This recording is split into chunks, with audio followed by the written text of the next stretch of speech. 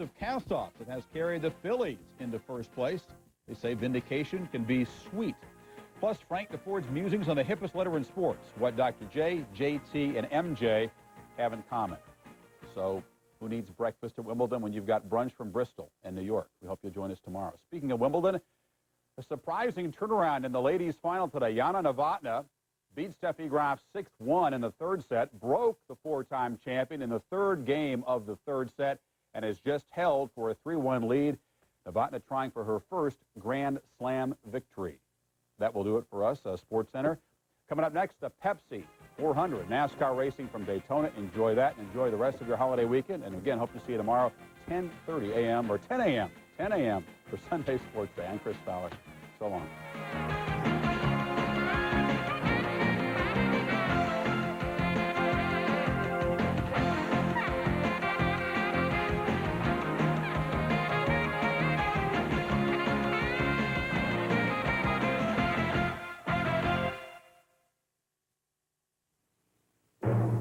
Daytona International Speedway in February, the story was of two drivers. Now, 5 months and 15 races later, it's the same story as we come back to Daytona to continue this tale.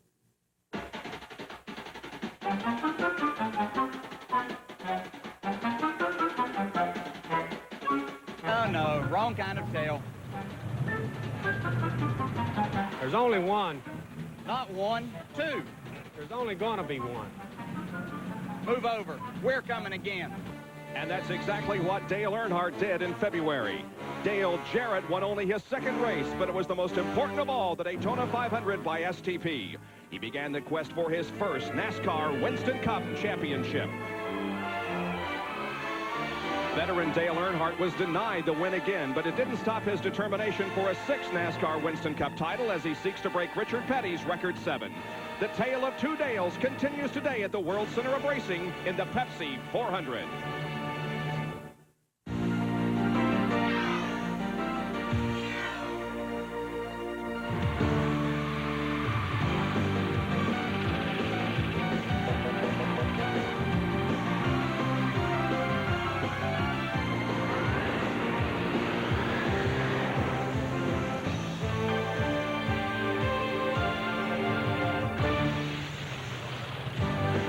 ESPN, the world's leader in motorsports coverage, is live today at Daytona International Speedway for the Pepsi 400 NASCAR Winston Cup race.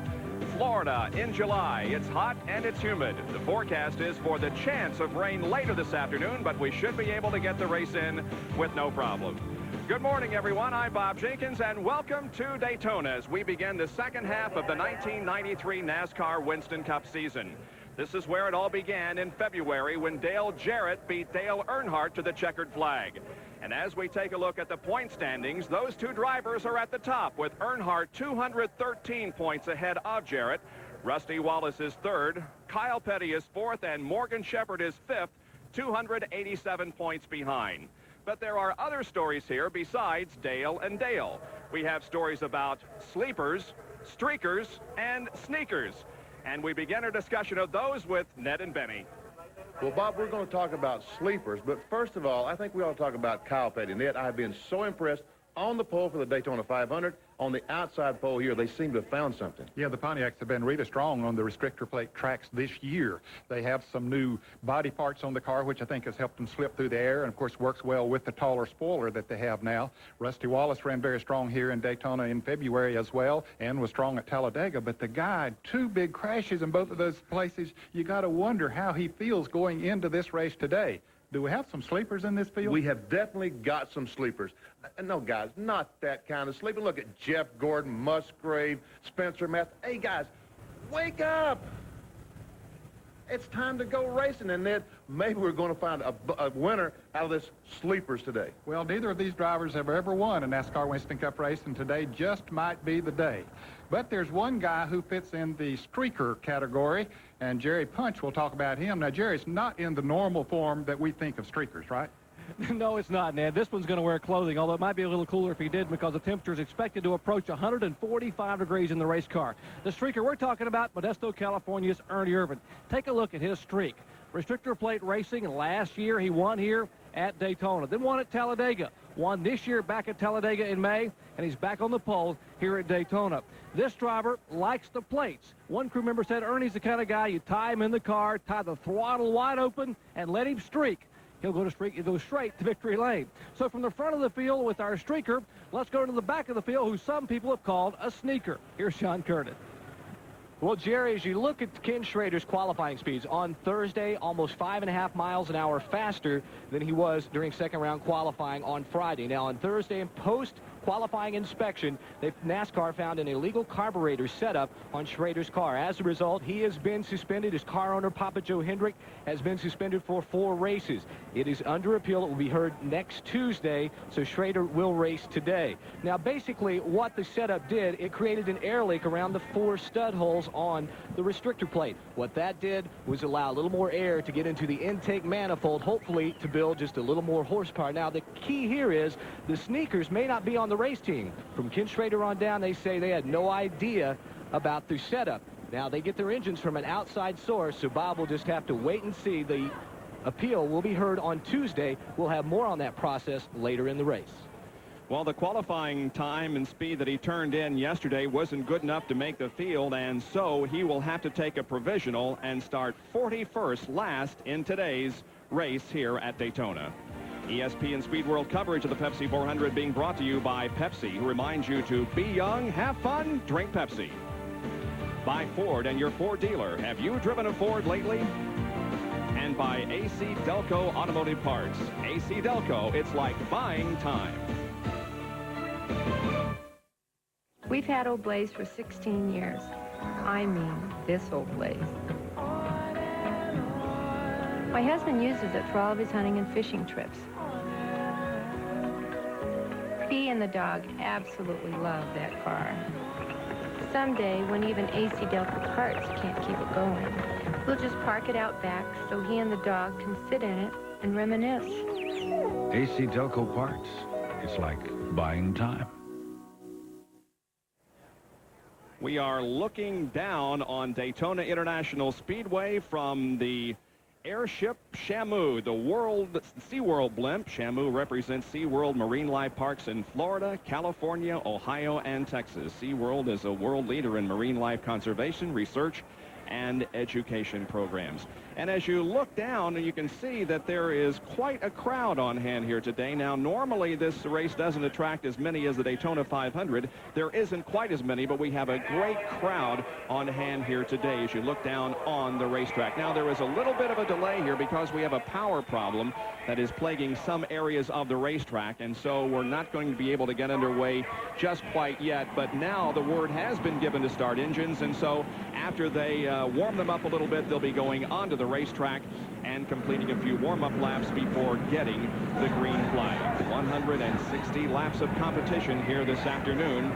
400 miles at Daytona International Speedway, and here is a look at the racetrack itself. Pole speed 190.327, time 47.287 seconds. The field is separated by 7.8 seconds. Miles per hour. 7.8 miles per hour. There's the racetrack coming off the tri-oval. Down into turns 1 and 2, bank 31 degrees. Do you want to talk about? That's all right. You go right ahead. You've driven this track a lot more than I have. And coming off turn 2, when you start down the back straightaway, it looks like it's forever. It's about 3,400, 3,600 feet. It looks like it's 9,000 feet. Barely can see turn 3, and we can see 3 and 4 banked exactly the same as 1 and 2, 31 degrees. And then on to the tri-oval, which is banked at 18 degrees, completing a lap around Daytona. The tri-oval length is 2,400 feet.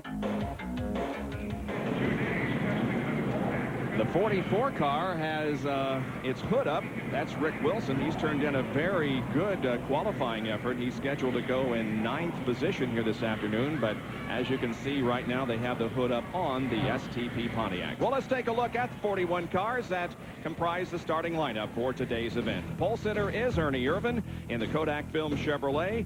He's from Modesto, California, qualifying at 190.3. Outside, the only other driver above 190 at 190.030 is the mellow yellow Pontiac driven by Kyle Petty. The second row consists of Davey Allison from Hueytown, Alabama in the Haviland Ford car number 28, and Derek Cope, former winner here from Spanaway, Washington in the 98 Bojangles Ford. Third row, Dale Earnhardt in the GM Goodwrench Chevrolet, and Bill Elliott in the Budweiser Ford. Bill off a victory last weekend in Grand National competition. Harry Gant and Darrell Waltrip will start in row number 4. The fifth row consists of Rick Wilson in number 44 and the most recent Winston Cup winner, Ricky Rudd. In the sixth row, it's Michael Waltrip in number 30 and Rick Mast in number 1. And the seventh row, Dale Jarrett and Ted Musgrave. Row number 8, Hut Strickland and Brent Bodine. The ninth row, Rusty Wallace and Mark Martin. And as you look at the rest of the starting lineup, let's go down for a report from John Kernan on Rick Wilson's potential problem. Bob, I just talked to Robbie Loomis, Wilson's crew chief. He thinks they had the problem fixed. It was around the master cylinder. One of the O-rings had worked its way out. The bolt into the master cylinder had worked its way back. They've tightened that all up, and Robbie Loomis says it should not create a problem for them. The starting lineup, Bill Parsons and P.J. Jones in the 18th row. Richie Petty will start in row number 19, and there you see that Ken Schrader starts in 41st position, taking a provisional to get in. There's a tire story here this afternoon. Jerry has that. Exactly, Bob. You know, not much changes between February and July here at Daytona, except the temperature here outside. It's about 25 degrees warmer than it was in February. The plates are still 7/8 of an inch. The spoiler is still at 40 degrees. But the tires, the big story this week. Goodyear said the drivers complained last July they had a push. The cars were too tight. They only had 3/8 of an inch stagger across the radials. They came back this July with a different set of radials, a softer left side tire, and now the stagger 1 full inch. Now the drivers are complaining the cars are too loose. They really slip and slide, entering the corner and coming off. And remember, when a car gets behind you and takes rear air off your spoiler, your car's going to get even looser in traffic. So the early laps could really be a problem. Now, a lot of the crews have been fighting that problem all week, trying to adjust the front sway bar, going to a bigger bar, 1.25 to 1.5 inches. The right front springs, huge right front springs in the car, trying to adjust that car to get it to handle. But the early laps could be very exciting because of some very slippery racing conditions because of the heat and that 1-inch stagger causing the cars to be quite loose. Bob? And Jerry, as this race goes on and the racetrack, the heat causes it to get slicker and those tires heat up that much more. It will cause them to slide around on the racetrack. Now, this could work to Dale Earnhardt's advantage. When they were running the bi-sply tires, he liked a lot of stagger. Of course, you had that luxury with the bi-sply tires. This is the most stagger they have ever had in a radial tire under racing conditions. Earnhardt tested the tires here, and so maybe he said to Goodyear, hey, we need an inch stagger. Maybe it'll just suit his style and the setup of that Goodwrench Chevrolet to a T. Our in-car cameras today are being carried by Morgan Shepherd, car number 21, the Citgo Ford. Bobby Hillen carries one of our in-car cameras also. Heilig Myers Ford Thunderbird. And Jeff Bodine in the Motorcraft Ford will also be carrying one of our cameras. We'll be riding along with those three gentlemen as they negotiate Daytona International Speedway. Bob, to follow up a little bit more on the story that Jerry was talking about and all the changes that they were making on springs and sway bars and all that kind of thing, there were a lot of changes made this morning. After yesterday's practice, they simply did not have the cars, many of them, the way they wanted them. So they made a lot of changes this morning, guessing, as they say. As these cars pulled off pit road today, Ned, to back up exactly what you're saying, they worked on their cars so hard this morning, they were not able to get the steering wheel back in the right position. These steering wheels on the race cars, the drivers are able to slide them off and put them back on. I saw about 8 cars stop on the racetrack. And you wonder, why do they stop? They're getting the steering wheel lined up in the right position so they know where the wheels are straight ahead. But that many cars stopped to get the steering wheel back in position. That means they've all worked on the car this morning, made toe-in adjustments, made all kinds of adjustments, and still trying to get the car adjusted, even as the race starts. And talking about the steering wheel as the car is coming into turn 3 over there, Harry Gant told me last night that they had some telemetry on the car in testing here, and he said it surprised him to look down. He could see the miles per hour that the car was running. He said every time he, even on the straightaway, turned the steering wheel just a little bit, that the speedometer would go down 1 mile an hour. He said, so that learned me that I got to keep that steering wheel as straight as possible. Wow, that's impressive. 1 mile per hour, just barely turning the wheel. Well, the field is all lined up and ready to go. The pace car is pulling off of the racetrack. Soon will. The crowd on its feet. Huge crowd in the hot and humid sunshine here at Daytona. Now the pace car is off the track, and the field is being led down by Ernie Irvan. And we should be getting a start to this 400-mile race. There it is. We're underway.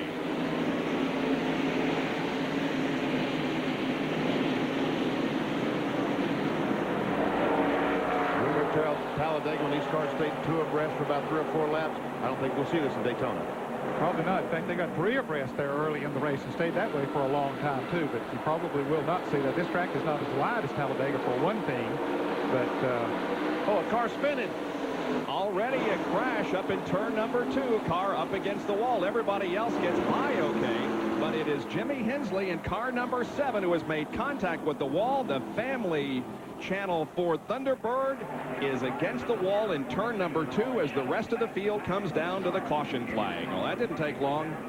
Sure didn't. Here's Ernie Irvan trying to win the race. And look at Kyle Petty on the outside. Dale Earnhardt trying to beat Kyle Petty to the line here, and he might just do it. In fact, he did. They come across Irvan, Earnhardt, and Petty, and they are slowed already. The pace car is on the track in turn number 1, and the Jimmy Hensley car is still in turn number 2. What a tough break for him. Just on the first lap. Didn't even get the first lap completed. Let's see if we can take a look. It's a white car. There you see they look like they're trying to go 3 abreast. Hensley down on the inside, and it looks like the car just broke loose with him, didn't he? Maybe the air was taken off the spoiler? I really don't know. Jeff Gordon just barely misses Hensley as he goes by. And look at these other cars down on the apron of the racetrack. Fortunately, all was able to get by because Hensley started up front. He started in 19th spot. Looked like he just got down too low, maybe got on the apron of the racetrack, and it got out from under him. Well, that's only the second time for the family channel sponsoring this car, and it looks like it's going to be an early out for Jimmy Hensley. The tow truck is there. The field is reduced in speed, and we are under caution for the first time here in the Pepsi 400 at Daytona. Back with more of our live coverage after this.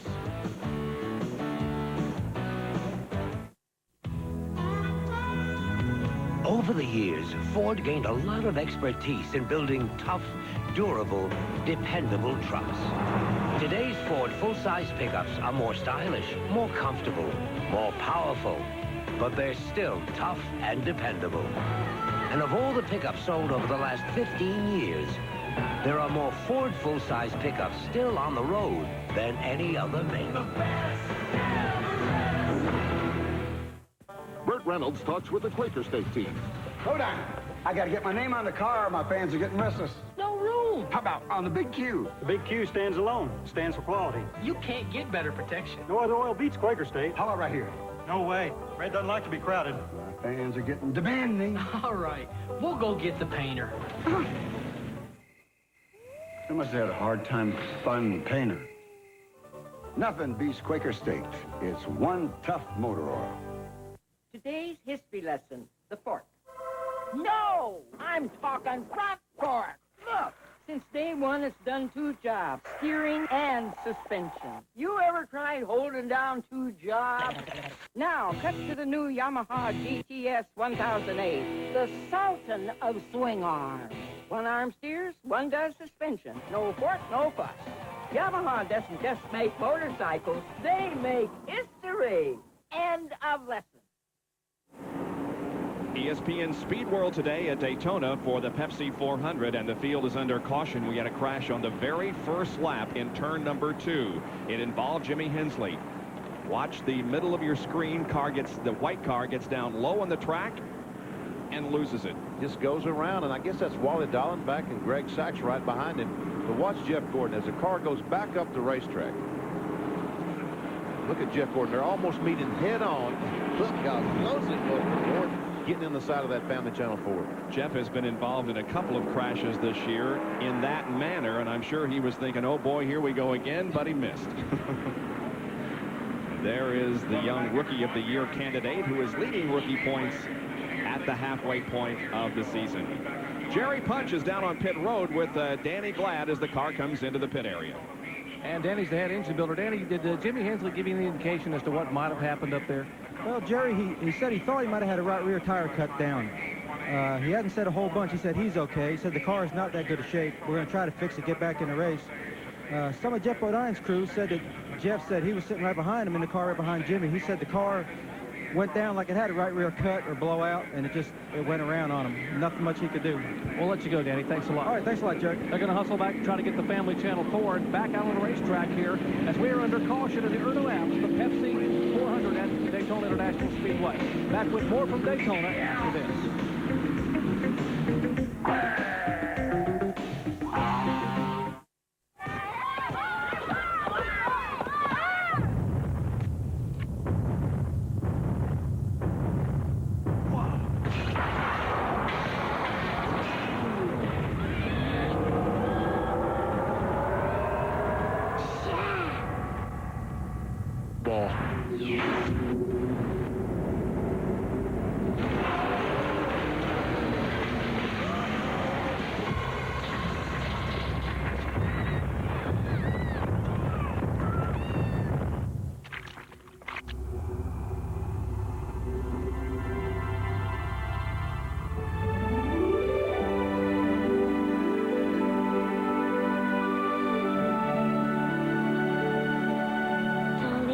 Think about it.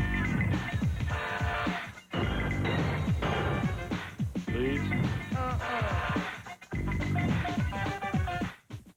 The Grand Prix of France, tomorrow, live on ESPN. Start your 4th of July with great Formula One racing excitement. Alain Prost leads the points battle, but Ayrton Senna's not far behind. The Grand Prix of France, tomorrow morning at 7:50 Eastern, live on ESPN. 4 laps about to be completed out of 160. The top 10, Ernie Irvan, Dale Earnhardt, Kyle Petty, Davey Allison, and Derek Cope. 6th is Elliott, 7th is Harry Gant, 8th is Darrell Waltrip, 9th Rick Wilson, and 10th is Ricky Rudd. The field comes down looking for a green flag and a restart, and there it is. By the way, Jimmy Hensley did get out of the car under his own power. He ran to the ambulance, and so he is okay. The car is back in the garage area. They're trying to get it fixed and get him back out there. And Dale Earnhardt quickly trying to get to the front. He wants 5 bonus Winston Cup points for leading a lap. He's been the major lap leader all year long. Lots of races. Certainly Dale Jarrett needs the bonus points. That's one reason why there are so many points difference between Earnhardt and Jarrett, because of the bonus points that Earnhardt has accumulated. Darrell Waltrip running there alongside Ricky Rudd as they head into turn number 3, and Waltrip has qualified very well. But look up front, we have Irvan sliding from 1st to 3rd as Earnhardt gets the lead, and Petty comes in 2nd, and now Allison goes to the inside of Ernie Irvan. Boy, you get on that outside, and the train will go by down on the inside as Ernie Irvan finding out there with the 2 Fords of Allison and the Derek Cope trying to go by, but now Allison having a little bit of trouble getting around. And Cope jumped in behind Ernie Irvan, left Davey down by himself. Now Davey Allison in a pretty precarious position trying to get by. As those 2 cars run side by side, Earnhardt and Petty pull away. That's usually the case when you have 2 running side by side. They aren't going to run as fast as 2 cars singled out like Petty and Earnhardt are up there. Now here comes Ricky Rudd on the inside of the Tide Chevrolet. Maybe he'll get hooked up with Davey. Boy, Rudd is on the move. He passed Rick Wilson. You see how far ahead of him he is, just over a half a lap. Now he has caught Davey Allison, so he might help push him right on up through there. If nothing else, a big confidence booster for Ricky Rudd and the Tide team winning Michigan after not leading a green flag lap all year. Then he comes on to win the race, although it was decided somewhat by fuel mileage at Michigan. There you see Irvan running 3rd, and the battle for 4th was between Davey Allison and Derek Cope. Say what, these cars are struggling in the corner because we saw Rudd right behind Davey Allison. Got down in turn 1. Something happened. He was not able to stay on Allison's bumper. Davey back in that same spot with no one to help him. Here comes Dale Jarrett on the inside, and Darrell Waltrip following Dale Jarrett. And Ed, I'm so impressed with the job that Darrell Waltrip has done to hold. At Talladega, we saw he and Harry Gant racing for about 35th. Now he's up racing for 10th place. Yeah, both of them qualified very well here at Daytona. It's good to see both of them up there. More on that that story from John Kernan. Well, I was talking with Barry Dodson this morning and asked him if they had gotten their loose problem. As Jerry told you at the top of the show, a lot of the teams with that new stagger in the new radials were very, very loose. Yeah, they got the car tightened up so much that this morning they took a round wedge out of the right rear to loosen it up a little bit and added just a little bit more spoiler to kind of balance it out. And another thing that Darrell may have on his side today, Barry said they're getting about 7 miles to the gallon. That's 57 laps. 2 pit stops, they could go the whole distance. Wow. Wow. I tell you what, the driver's going to be, his tongue's going to be hanging out if they only stop twice. Yep. Actually, to go on 2 pit stops, you have to run 54 laps one time and 53 laps 2 times. I expect there'll be a lot of them good if we don't see any cautions. Another car on the move is Mark Martin. They're on the inside. He just went by Darrell Waltrip. Looks like Michael Waltrip behind Mark. Martin started 18th. There's Ted Musgrave right behind Michael Waltrip. Morgan Shepherd, there. Rick Mesnell, another one of our sleepers. And here comes Sterling Marlin. Sterling started pretty far back. He's coming on up through there right now. Sterling started 22nd, so he's moving up into the top 15 there. That's another car that really is a sleeper. A young man who's never won a Winston Cup race, but his car has been very strong. And Kyle Petty passes Earnhardt, takes the lead. Well, we've had 3 leaders so far in the first 9 laps of the race. Petty goes to the front, Earnhardt in second, but now Derek Cope is right there in the Bojangles Ford running in third.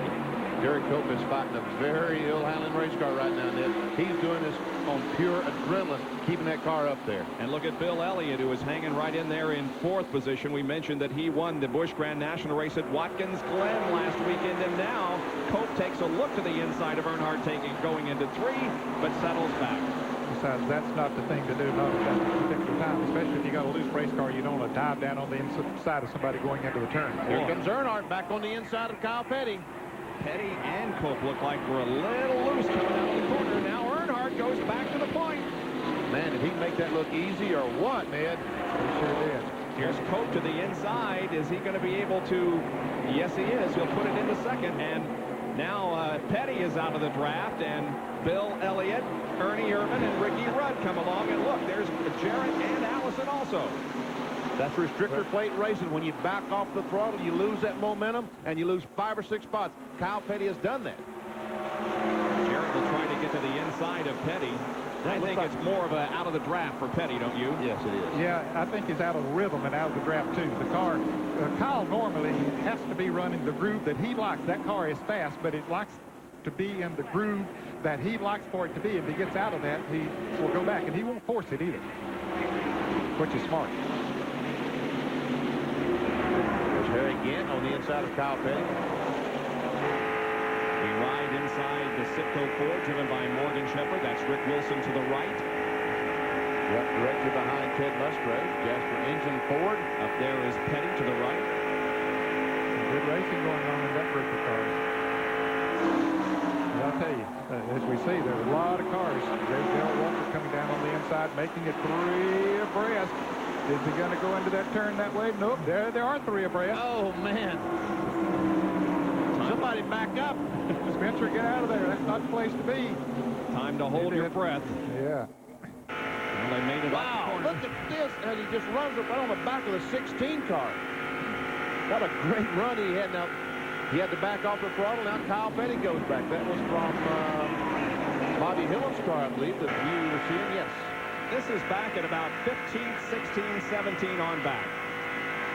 Some great racing going on that area. The front runners, folks, are all in single line up there right now. Yep. The real racing's going on back here. They're being led by Earnhardt as we continue to focus on this battle back of the pack. Ted Musgrave, 55, the Jasper U.S. Air car. He and Morgan Shepherd have teamed up together there trying to chase down that front pack. They had lost the draft of the front runners, but now they're coming back up through there. There you can see they're gaining on them. Gaining on Harry Gant and Michael Waltrip. And look at Mark Martin as he continues on towards the front.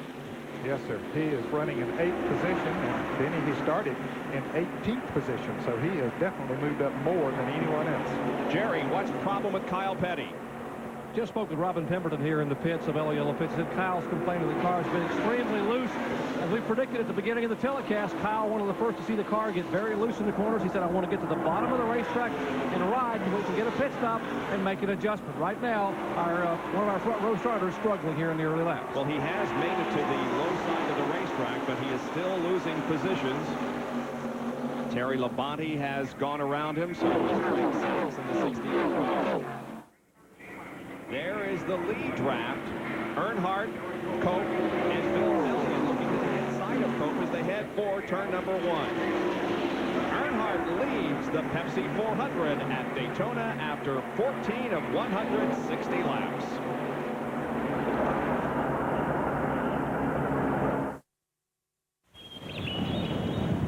Like the outdoors?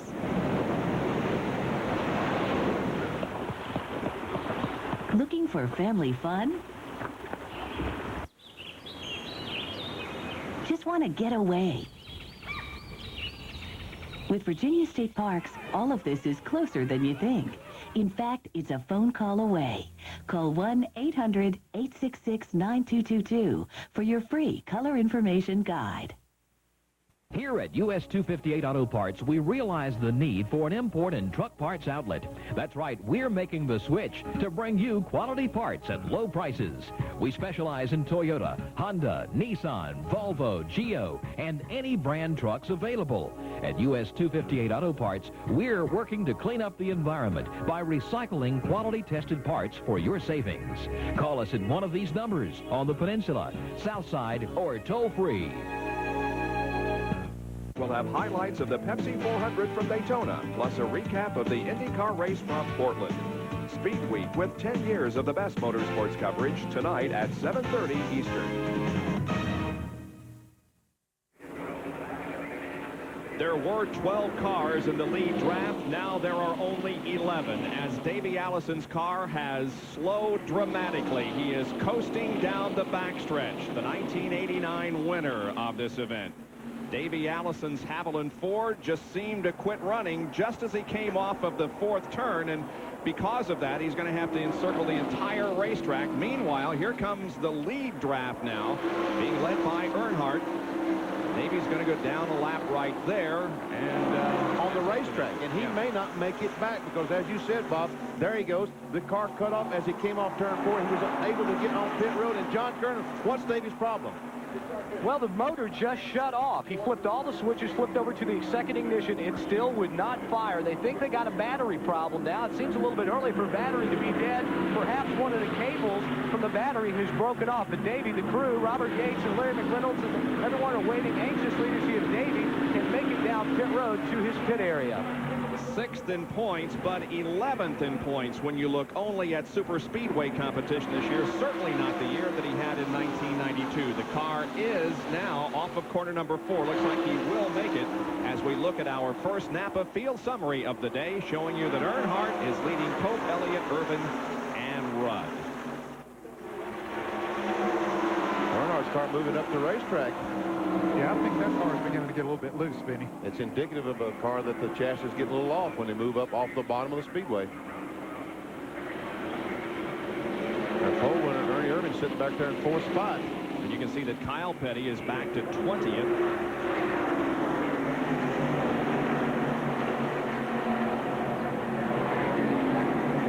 And Schrader is moving up from his 41st starting position up to 25th.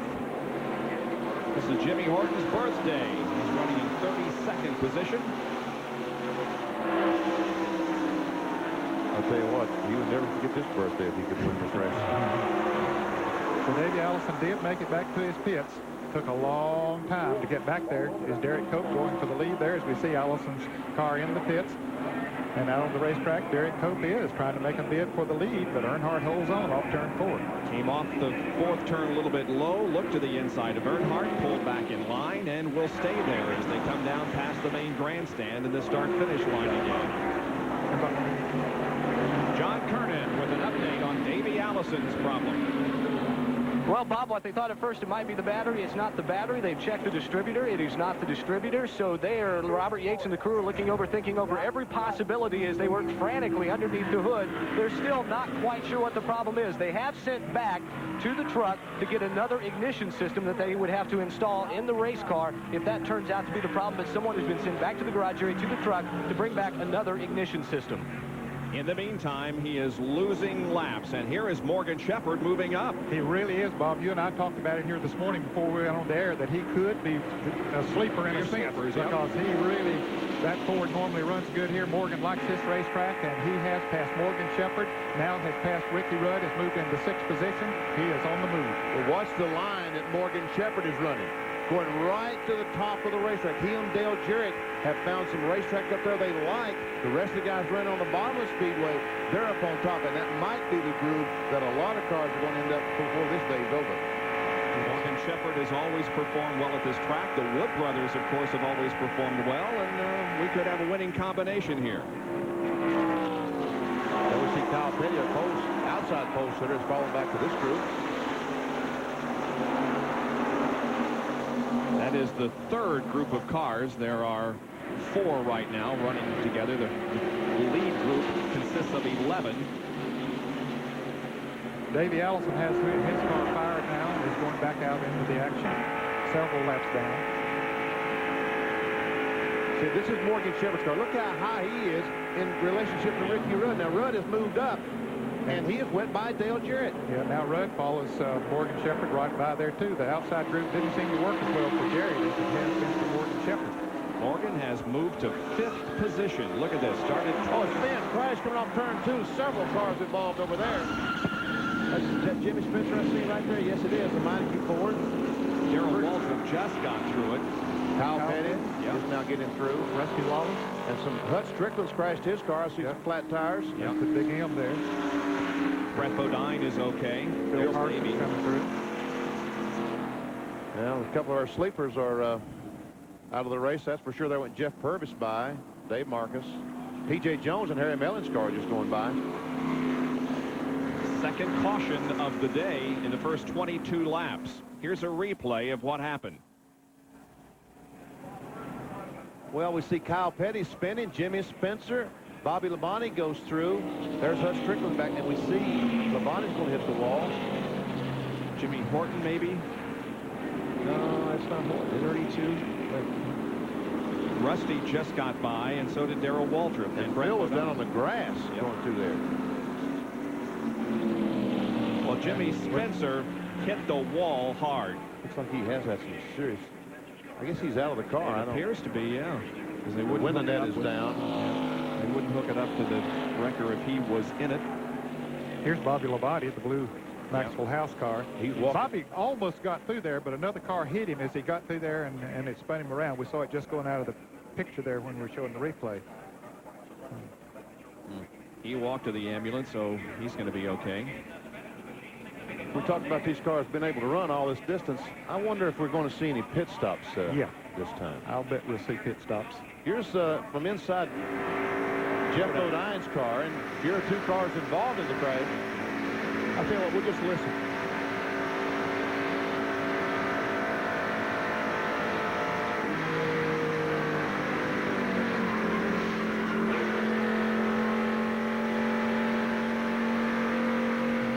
Well, we know that Jeff Bodine was involved, but he kept going. There is the badly damaged car of Jimmy Spencer as everyone else, just about everyone else, comes in for a pit stop. Earnhardt leading Cope and Elliott and Irvin and Rudd down pit road. Derek Cope is in. Here's John Kernan. Bob, we thought we'd see 4 tire changes. Bob Johnson just told me they're just going to go with right sides only. Derek just complained that the car's been tied off the turn, so they will take a little ride out. Derek is away. Let's go down pit road. Earnhardt's pit. Jerry Punch. And down here, they're going to have 4 tires, 4 fresh tires for Earnhardt. And likewise, 4 car on the bottom of your screen, 3 on the top. Left side already on Earnhardt's car. Earnhardt is down and away. Now Irvin is off the jacket. He is away. As those 2 lead cars, in fact, almost contact between Ernie Irvin and Morgan Shepherd. They nearly come together exiting pit road. Tell you what, the Wood brothers had a great pit stop. Got Morgan Shepherd back out right in front of Ernie Irvin. He sure did. Had a great pit stop. We'll see if we can... Here's Morgan coming down pit road, and Ernie pulls out and almost in the side of Morgan Shepherd's car. Good evasive move there by Morgan. He saw what was coming, and he whipped out onto the grass a little bit. So a flurry of activity here after our second crash of the day involving Jimmy Spencer and others. Back with more live coverage in a moment. This is your world, genuine and true, working together in all that you do, and you're giving it your best. Proud to be your bud, Budweiser. Proud to be your bud. Proud to be your bud. Ooh, yeah. Proud to be your. Proud to be your bud.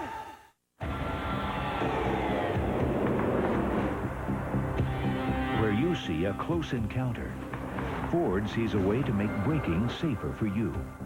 Where you see a crowded corner, Ford sees ways to make cornering more secure. It's why we race. Every time you see Ford take home another trophy, Ford has seen ways to win something far more important: every driver's confidence. Have you driven a Ford lately?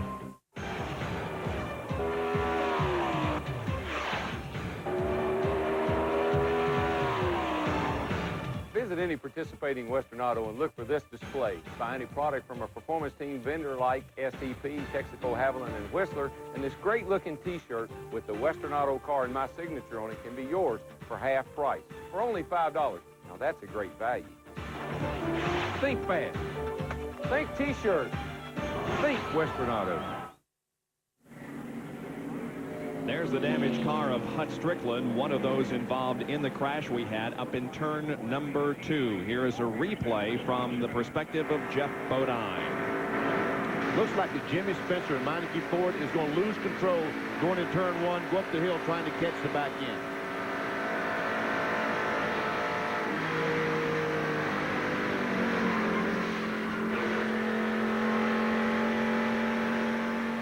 Car just got a little loose, and as he tried to save it, it got out from under him. Now, pit stops occurred, and here is the main benefactor from all that. He came in 16th position, and he comes out in 2nd. That, of course, is Jeff Gordon. They had to just put on 2 tires or no tires at all. And there is Jeff now, the first car coming down here. We see all these other fellows sitting on pit road. Get in there. There's Ernie Irvin sitting there. No tires, it doesn't look like. Yep, they just put in fuel. Just gasoline. We see Derek Cope, who changed 2 tires, leaving the pits, and here comes Jeff Gordon. Yep. Jeff was pitted down toward pit exit, but did not take on any tires. Is that a wise move? I think it's great strategy. Well, it's great strategy to get him in good track position, to get him up towards the front. It'll be interesting to see, once the green flag drops, though, to see how those older tires perform. Let's go to the pits and John Kernan. Well, Derek Cope was just told by Bob Johnson, his crew chief, that the right side tires look great. There was absolutely no wear, so they may have made the right call by taking on only 2 tires. Of course, they were running 2nd in the race. All that does is just move them to the top 1 position, but still a smart move for them. Have to wait and see if Jeff Gordon, what his strategy with taking on no tires. But what we're seeing here, no tire wear after 24 laps. Well, you saw the crash and how debris can come off a car and into the windshield of a car. They're built to withstand all kinds of punishment. Here's a track fact.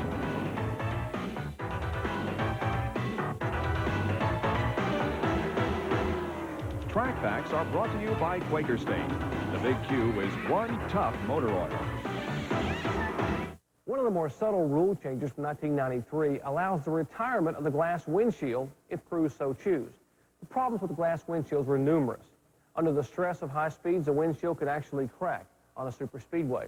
Or on a long afternoon at those constant laps at almost 200 miles an hour, it could be pitted or sandblasted, causing an obstruction of the driver's vision. But the biggest concern with the glass windshield was its ability to be punctured by a foreign body. We'll show you here as Jimmy Makar, Dale Jarrett's crew chief, will explain what happens to a glass windshield when debris comes at it at almost 200 miles an hour. Jimmy? Just think about if you were sitting behind that windshield in the driver's seat and saw something come at you. Obviously, you wouldn't feel very safe, although teams have been able to put Lexan behind it. Well, in 1993, no longer do you have to worry about glass. NASCAR has legalized the use of Lexan. We know it as MR5000 or bulletproof glass. But the big advantage to the Lexan windshields is that they're puncture-proof, as Jimmy Makar will demonstrate. That's the barrier of safety the drivers would like to have, that nothing can get through, even at 200 miles per hour. And one added benefit, this windshield will last an entire season on a short track car, and maybe up to 3 races on a super speedway car, as opposed to the old glass ones being thrown away after every race. They may cost more to buy initially, but they're cost efficient for the season. And as we conclude the track fact, the green flag flies and we're back to competition. That is Derek Cope leading the way with Jeff Gordon running in second spot, then Dale Earnhardt. And Derek Cope, the last time he led a race was the Daytona 500, and here goes Jeff Gordon for the lead. Young man who ran so well in the Daytona 500 in February tries to get the advantage off the second corner, cannot, and Earnhardt says, if you can't, I'm going to try it. He goes way low on the track. It's almost in the grass, and he is going to get the lead. Morgan Shepherd tried to follow Earnhardt, did not have quite enough muscle. Earnhardt back in the lead. I think we're seeing those fresh tires at work there, fellas. I just...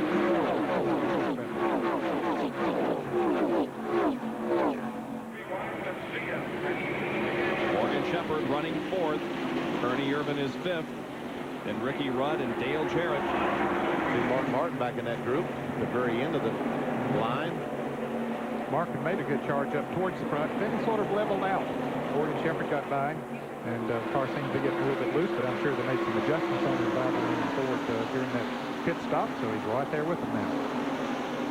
It has been an up-and-down season for Jeff Gordon, but on the super speedways, he has been sharp. 9 starts, 4 top 5 finishes. He led in 5 races, and he finished in second position both at Charlotte and at Michigan, and had a very, very good performance here in February. Tell you what, this young man is learning a great deal, especially in the position he's been racing up front. Learning from the best there is in the business. And Bill Elliott is off the pace. Elliott brings the Budweiser 4 down low and heads for his pit.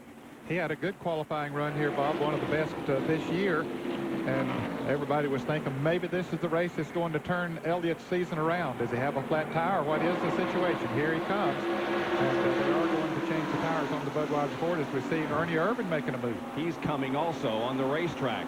Down in a battle for 4th position with Morgan Shepherd. They did not change tires on the Budweiser Ford. It looks like they just went over and tightened some lug nuts. Looked like he thought he got in the wall and knocked a quarter-pound in on the tire. He stopped to check it, and they discovered he did not have sheet metal rub in the tire, sent him right back out. Meanwhile, Morgan Shepherd, Ernie Irvan still side by side. There's Rick Mast right behind Mark Martin, one of our sleepers. Another sleeper, Michael Waltrip, right behind Mast. You guys must have woken up those sleepers because they're doing okay. The 25 car of Ken Schrader, there in now the middle of your screen, the white car, started last, 41st, but he's moved all the way up to the lead draft. And I'll guarantee you one thing, he's got a legal carburetor on there. Yep, guarantee you have. He's going to try that again. Now we see Morgan Shepherd up there on the high side again as Dale Jarrett runs up on him. I thought he was going to run into it. But anyway, he goes to the inside. Morgan's car probably is not working quite as well on the high side of the racetrack now. After they run about 10 laps, watch him come back up through there. I bet he's pushing a little bit right now, but he'll start coming up through there in a little bit. Here's Dale Jarrett and Mark Martin getting by these cars. Jarrett gets by and leaves poor Mark hung out. John Kernan is with Jimmy Spencer, who was involved in a crash a few laps ago. Rob, Jimmy, here's accident at the infield care center. Jimmy, you're okay. What happened out there?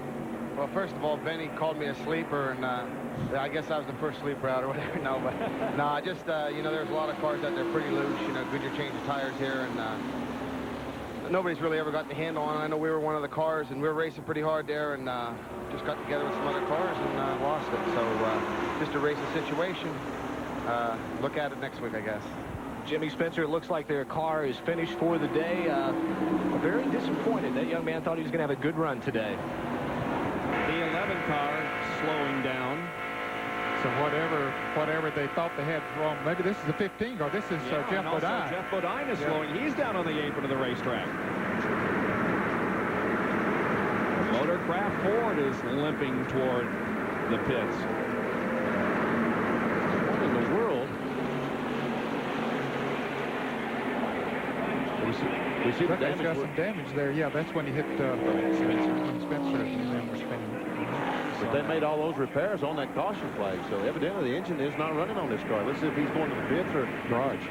Yep, he's making the hard left into the garage area. That's too bad. Jeff was up there in the 8th position in the Winston Cup point standings.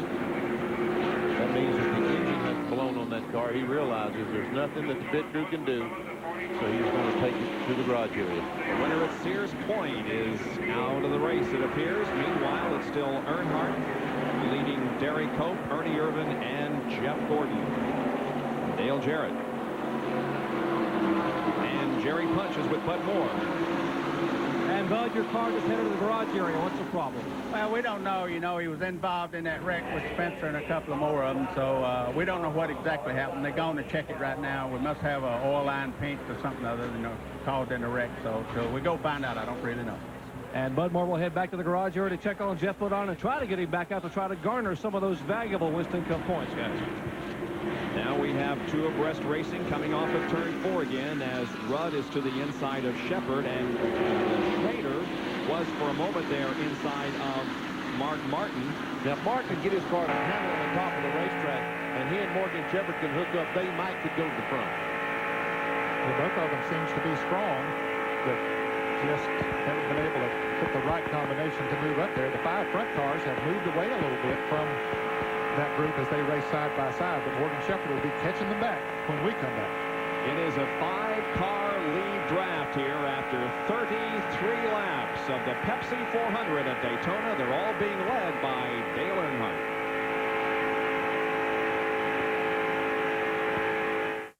Burt Reynolds for Quaker State. The big Q stands for quality.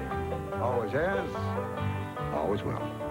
You know, when it comes to protecting against friction, nothing beats Quaker State. When it comes to protecting against viscosity breakdown, nothing beats Quaker State. When it comes to keeping engines clean, nothing beats Quaker State. Take it from me, for unbeatable protection, nothing beats Quaker State. It's one tough motor oil.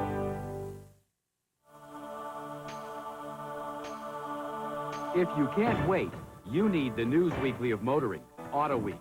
If you can't wait for driving impressions, get Auto Week. Auto Week drives them all and tells you about them first. If you can't wait for car news, get Auto Week. Auto Week covers it all. The great old cars, the auto shows. Auto Week's columnists are controversial and fast. And if you can't wait for racing news, get the News Weekly of Motoring. Auto Week races to bring you the winningest coverage first. If you can't wait, get Auto Week, the News Weekly of Motoring, now. Call 1-800-828-4100 for a full year. 52 issues at the special TV price of $19.95. Just 38 cents an issue. Save $80 off the cover price. You've thought about it. Stop waiting. Do it now. Call 1-800-828-4100 for the News Weekly of Motoring.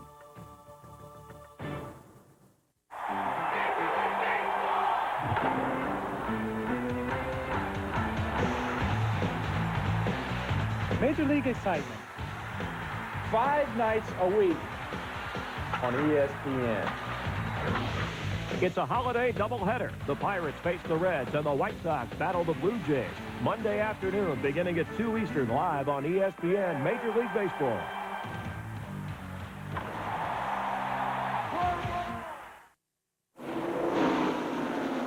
ESPN Speed World live coverage of the Pepsi 400 from Daytona International Speedway. Dale Earnhardt leads Derek Cope and Ernie Irvan as they begin to lap some of the slower cars. That slower car is Bill Elliott. Bill Elliott, and by the way, Kyle Petty has already been lapped. Here's Jerry with a report on Dale Earnhardt. Down here talking to Andy Petrie, Richard Childress, who are watching Dale Earnhardt very closely. He said you might see Dale begin to move up the racetrack a little bit, trying to look for that groove where he can save his tires the best. Earnhardt now doesn't have much choice but to move up because the car number 98 is beneath him. That is Darren Cope from the Bojangles Ford as they head for turn one. But what Earnhardt wants to do, the higher you get on the racetrack, the tighter the car gets. You don't slide as much so you can save your tire. That's why Earnhardt tries to move up a little bit in turns 1 and 2. But right now, he's got his hands full. Cope is the leader, and Dale Jarrett has moved into 4th place behind Ernie Irvin. And Jeff Gordon runs side by side with Bill Elliott as he tries to lap him. Ned, don't you know the rest of the pit crews are really watching that 24 car? The fact he did not change tires, seeing how that car reacts, might be something they'll do later on in the race. That's exactly right. He has stayed up there better than I thought he would. Now, Derek Cope only changed 2 tires, and he's leading the race. That surprises me also. So Bob Johnson made a good call there.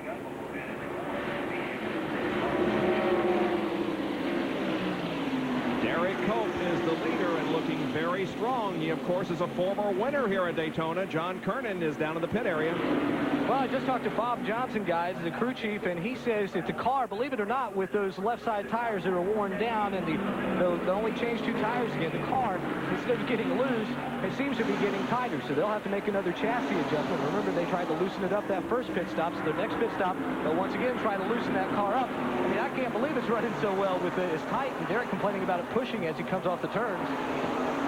Well, he tried to break the draft coming out of the backstretch, and as they went into 3, Earnhardt, as Jerry indicated, took the high line to try to save the tires. Now he comes down low on Cope and tries to take the lead back. Well, he saw Dale Jarrett getting on the inside of Ernie Irvin. He figured he'd get down there, and maybe the draft there could help him a little bit, but he just drives right on by down on the end. Well, at least he's there for the moment. Maybe not drive right on by is the way to put it, but he drives down on the inside of it. Now then, he's been going high. They said it was conserved tires, but did his car, was it ill handling up there? Now, Sid Jarrett can get both of them going down the backstretch here. He has a lot of momentum going. Earnhardt moves down to block him. And that's exactly why Earnhardt moved down, so that Dale Jarrett would not make the 3 abreast. Well, look what we have up front. Dale and Dale. A tale of 2 Dales, right? That's right. Just like in February and just like we told you at the beginning of the broadcast. And I'm almost afraid to mention it, but there's the streaker, Irvin, down on the bottom. Where's the sneaker in all this? I don't think he's far behind. There he is. There he is. He's between Mark Martin and Ricky Rudd now. Well, we label him as the sneaker, but we're not certainly accusing anybody of anything. That appeal will be heard on Tuesday in Daytona Beach, so we will cast no aspersions. Jerry? Actually, there's a 21-member panel called the National Stock Car Racing Commission, made up of track promoters, former NASCAR, and even some former USAC officials. 3 members of that 21-member panel will be appointed to hear that appeal on Tuesday. Now, they can decide. They can totally do away with the penalty. They can overturn it. They can even triple the penalty if they wanted to. If the decision there isn't to the satisfaction of Ken Schrader and Mr. Hendrick, then they can appeal it to the National Commissioner, who is Simon E. Bucky Knudsen, who has the final say-so. Remember, this commission has worked before. Years ago during the Winston, when Earnhardt and Jeff Bodine were both fined and suspended, they came down here and people said, no. The commission said, no, we don't do that to the race. We're going to develop what's called the penalty box and do it during the race. Then, remember a couple of years ago also, Junior Johnson at Charlotte with the big engine, and Tommy Ellis was the driver. The commission met, said Tommy Ellis shouldn't be punished. He was just a substitute driver. They did punish Junior Johnson, but they reduced the penalty from 12 weeks to 4 races. That commission will meet on Tuesday and decide the fate and the future of the car number 25 and Kenny Schrader. Well, Schrader is up there battling for 6th position with Ricky Rudd. Ooh, Derek Cope almost got the wall as he exited turn 4. Now you wonder if those tires, the fact that he didn't take on left side tires, are beginning to affect the handling of the car. Schrader started 41st, currently is 7th. He has been as high as 6th and started scratch on the field. And now he's up on the high side of Jeff Gordon, trying to take away another position. There's all 3 of Rick Hendrick's cars side by side, so Jeff Gordon and Schrader better drive carefully because they could wipe out the fleet. Now, Ricky Rudd has already announced that he will not be back with the Hendrick team next year. He'll form his own. Terry Labonte will be driving for Rick Hendrick next year. That's right, driving the Kellogg's Cornflakes car right now. Currently will be driving the Rick Hendrick car. Now, it will not be the Tide car next year because Tide is going with Ricky Rudd. So the sponsor has yet to be named on Hendrick's 3rd team. And Ricky Rudd driving a Chevrolet now. Says he'll be racing Fords in the future. We understand that Jeff Bodine, whose car dropped out a few laps ago, is being fitted for the number 7 car, Jimmy Hensley, who was eliminated in a crash. And Bodine may be driving that car before too long. They're getting the seat adjusted for Bodine right now. So he's trying to find out what his ride in 94 is going to feel like here in 93. Yeah, that's right. I guess everyone realizes that Jeff Bodine is the has bought the. And there's Joe Schrader. Is that Ernie Irvin he's going by? Sure is. Our poll said, Wow. whoa, look at this. He's alongside Derek Cope. He got a run off that turn and just motored by 2 of them. Well, this is an impressive performance, isn't it? It really is. Started 41st, absolute last. Wasn't even fast enough to get into the race on second day qualifying. Now running 4th. Yep. It looks like those tires, the fact that Cope and Gordon did not change 4 tires, is starting to show. I believe it is now, Benny. Yeah, they stayed up there for a long time and still are up there running good. The track position is very important, but they're slipping and sliding a little bit now. Here comes Dale Jarrett on the inside of Earnhardt. Well, no, couldn't quite make it that time. Earnhardt's back end got just a little bit loose. Dale needs to lead a lap. Dale Jarrett does, because he's, as you mentioned earlier, he is way behind in bonus points this year. I would imagine that's what someone reminded him on the radio, is why he decided he would try to lead a lap. They've tried to break away from that pack back there, but they just can't do it. In fact, now the pack's catching up to them. There's Gordon Shepherd and Ken Schrader coming up on them.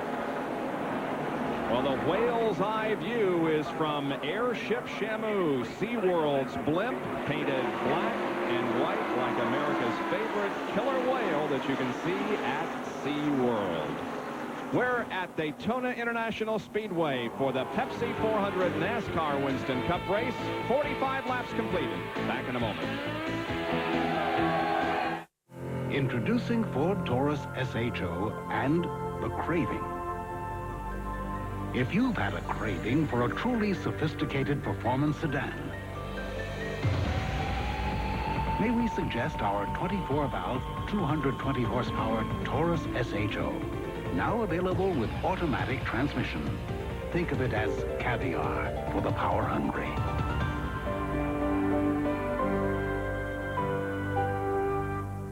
This year, Subway will climb up to become the second largest restaurant chain in North America behind McDonald's. To celebrate, we're having a 2-cent sale. Everyone who buys a medium or large soft drink wins delicious Subway food for just 2 cents. Look for the 2-cent sale banner at Subway.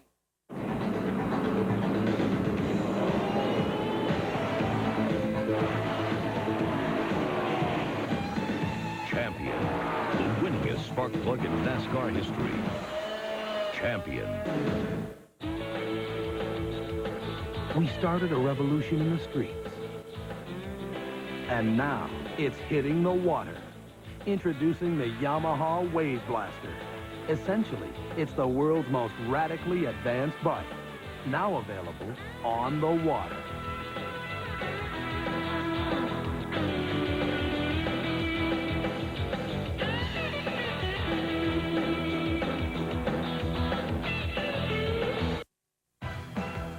It's called the Grizzly. One of the fiercest, most intimidating Nicklaus design courses. Trevino and Rodriguez challenge it at the Kroger Senior Classic. Today on ESPN.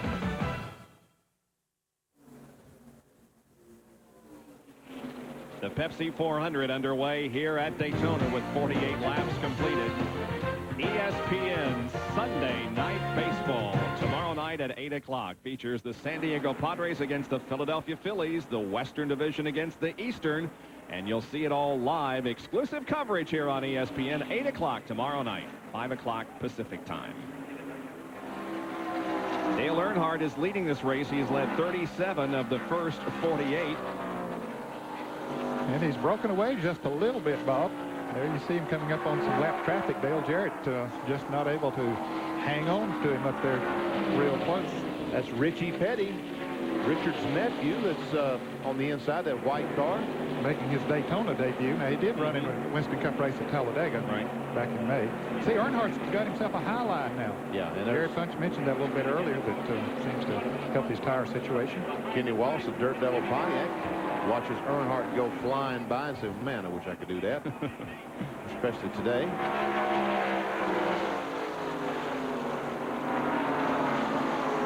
Still running. And there's that big triple in the 75 car.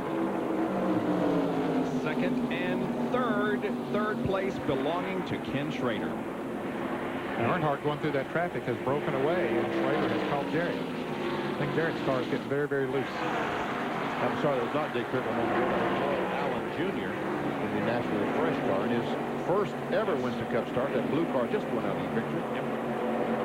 Here's Jarrett, started 13th. Watch Schrader on the outside. Bob flying by. We may have to change that. Yep. We'll have to switch those two around. Schrader started 41st, and now on lap number 49 has moved to second place. There's Loy Allen Jr. in number 37 down there on the bottom of the racetrack. That's P.J. Jones in the white number 9 that Schrader's going by on the outside. We talk about former winners at this track. P.J. Jones is a former winner in the 24 Hours of Daytona. And John Kernan has a report from the pit area. John?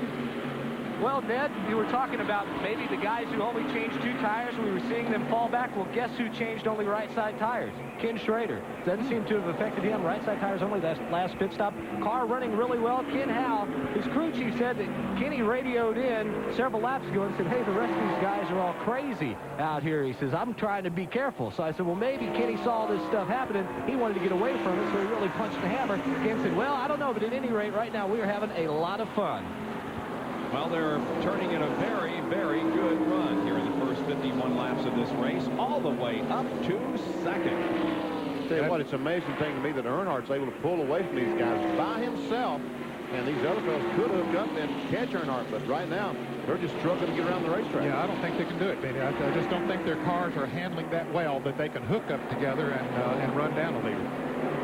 Schrader in the last 5 Winston Cup races has gained 6 positions from 13th to 7th in the points. There's the Schrader Chevrolet. And there's Mark Martin. Now, he was up in the hunt just not too long ago. He has fallen back to 13th spot. Look at this. The last 4 races led 22 laps at Charlotte, finished 28th. Really, that bottom one there, Michigan, that's the one you have to look at. Led 140 laps and finished in 6th position as the car just couldn't go the distance on the fuel. Jerry is in his pit. And they're watching Mark Martin as he comes by. Steve Meal, Jack Rush, and the crew. But yes, Steve, what's wrong with the car? Oh, we fixed the car thinking the track was going to be slick and get us real loose. And amazingly enough, the track's got real tight. So we took some spoiler off for a while ago and didn't touch the wedge. We're going to pit in about 20 laps, take a little bite out of it, and think we'll be okay. But we're just too tight, thinking we're going to end up too loose. And that's the story on Mark Martin. The car just too tight. Hard to believe on a hot afternoon here in Daytona. Yes, it is, with the sun beating down. But nevertheless, that's what Mark Martin reports. And everything, it's such guesswork, trying to figure out what the car is going to do. And everything keeps changing. The tires, they change. As Jerry Punch reported, we see Mark started 18th. He's now 9th. He has been as high as 6th. But as Jerry Punch reported, the tires, they've never been here on this tire, this much stagger. Who knows what the racetrack's going to be like? The racetrack does change with temperature changes. Dale Earnhardt now beginning to weave his way through some slower traffic, coming off the second corner and down the backstretch. Now that's Dick Trickle on the inside, that blue car. Phil Parsons directly in front of Earnhardt. Dave Marcus just behind him there. That's going to lap down. Here's Phil in number 41. He is 25th and going a lap down. Chip Williams with NASCAR PR just handed me a note that says no provisional starter has ever won a NASCAR Winston Cup race. Good statistic. Yeah. Schrader is second and certainly looking like a possibility at least to do that. There's Bobby Hill, and he's had a good run as we look at him on a Saturday late, well, it is early afternoon drive now here at Daytona. He's currently 12th. in the Heilig Myers Furniture Ford, Jimmy Donlevy's car. You see that brace on the side of his head? That's to help support his head when the car goes in the corner. Directly behind Rick Wilson, the STP Pontiac. Let's see if he backs off one in the corner. Just listen. Yep, back off a little bit to get in the corner. And right back on the gas. And another car is dropping off the pace. Wally Dallenbach, car number 16, has slowed going down the backstretch. Well, there he is, down on the inside of the racetrack. The Keystone Beers goes, and Davey Allison goes by the outside. So Dallenbach, some sort of a problem here. Shouldn't be out of gas. Wally has turned in some very impressive performances on super speedways and was running at one time in the lead wrap, but now the car is slow down the backstretch. Jerry, what's wrong with him? You found out? Conversation between Dallenbach and the crew goes something like, I think we've got a rod broken in the engine. He's going to try to get it back here, but it doesn't look good for the Keystone Beer efforts. He's between turns 3 and 4. Let's see if he can make it around. If not, we're going to have our 4th caution of the day.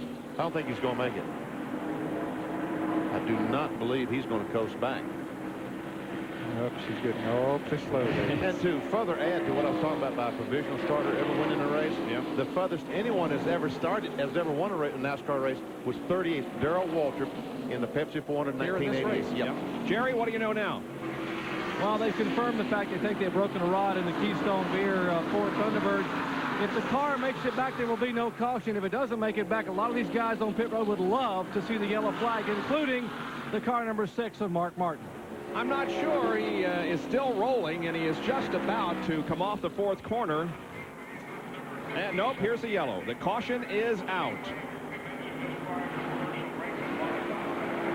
So that erases the lead that Dale Earnhardt had built up. But really, he got out there, but it had stabilized. He hadn't continued to pull away from Schrader. Here's Dale coming down, taking the caution flag. And you see Kyle Petty right behind him. Kyle just went down another lap. He's trying to get it back, but he couldn't do it. Already 2 laps down after starting outside the front row. Big surprise. Thought he would really be a factor in this race, Kyle Petty. I think NASCAR was wise in throwing the caution flag because Dallenbach is still sitting up coming off turn 4. He still isn't back to pit road. Now I bet you Derek Cope's going to change 4 tires to Jeff Gordon and Ken Schrader. Yep. Of course, I don't know the way Schrader's running. He just might not change any tires. That's right. Very strong.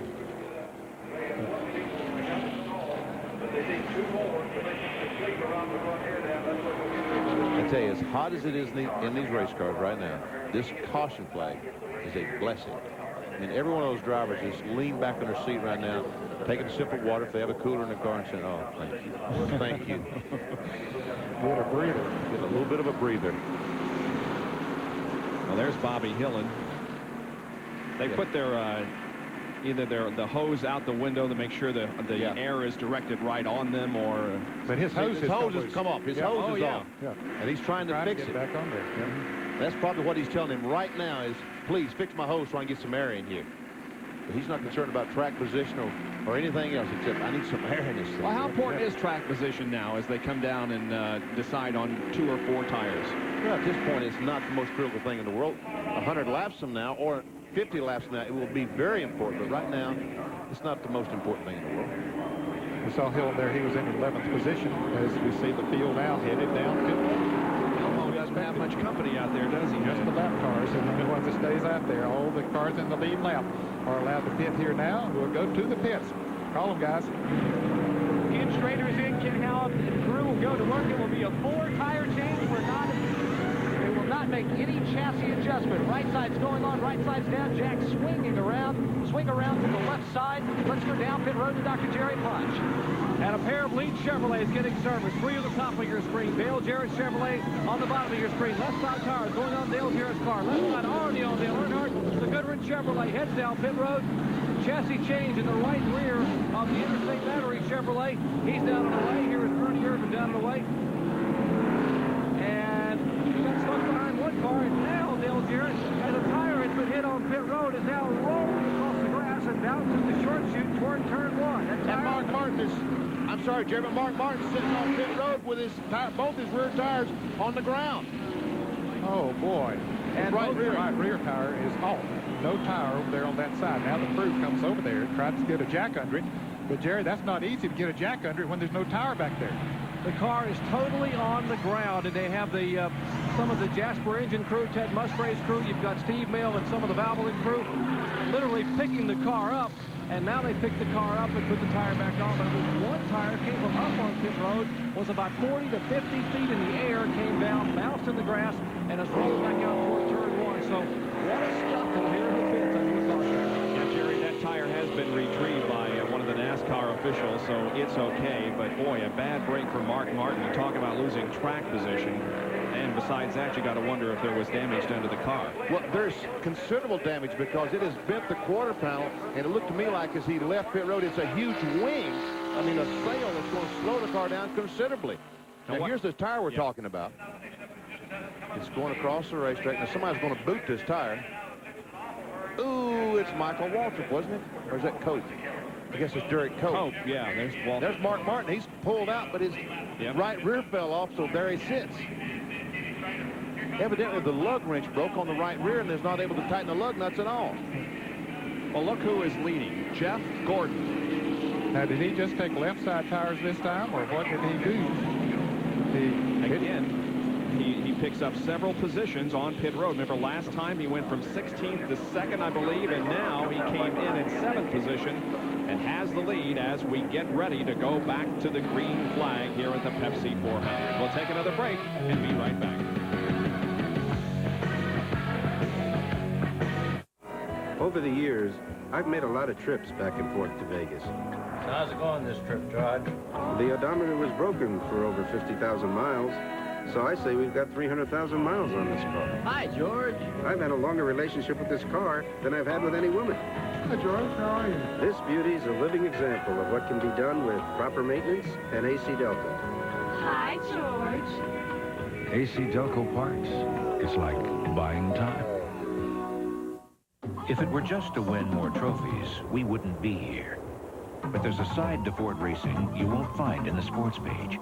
It's learning how to make your car safer by racing 200 miles an hour in heavy traffic. And learning how a granite roller coaster can make your truck even tougher. Because when it comes to developing technology for your Ford, there shouldn't be any limits. That's why we race. Of course, we're not about to give back all our trophies. Have you driven a Ford lately? You can feel it deep inside. Dedication and a real sense of pride.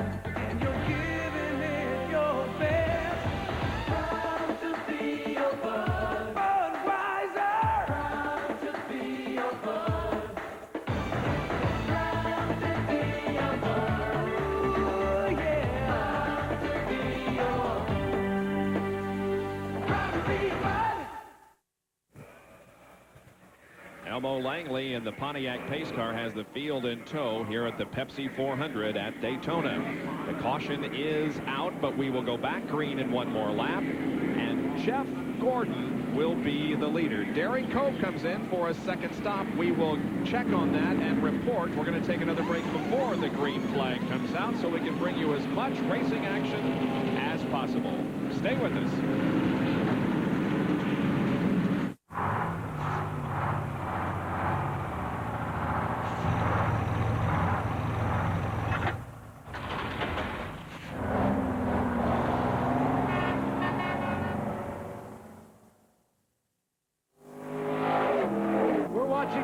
Strickland test the McDonald's car. Hey, guys, what keeps Hut going? McDonald's coffee, Jack. Huck loves the stuff. McDonald's coffee, really? Yep. Huck loves those sausage biscuits, too. What? He says they're only 79 cents. Hey, he's pulling off. Yeah, he's out of coffee. What you want is what you get. You want a sausage biscuit or anything? At McDonald's today. Burt Reynolds for Quaker State. The big Q stands for quality. Always has, always will. You know, when it comes to protecting against friction, nothing beats Quaker State. When it comes to protecting against viscosity breakdown, nothing beats Quaker State. When it comes to keeping engines clean, nothing beats Quaker State. Take it from me, for unbeatable protection, Nothing beats Quaker State. It's one tough motor oil.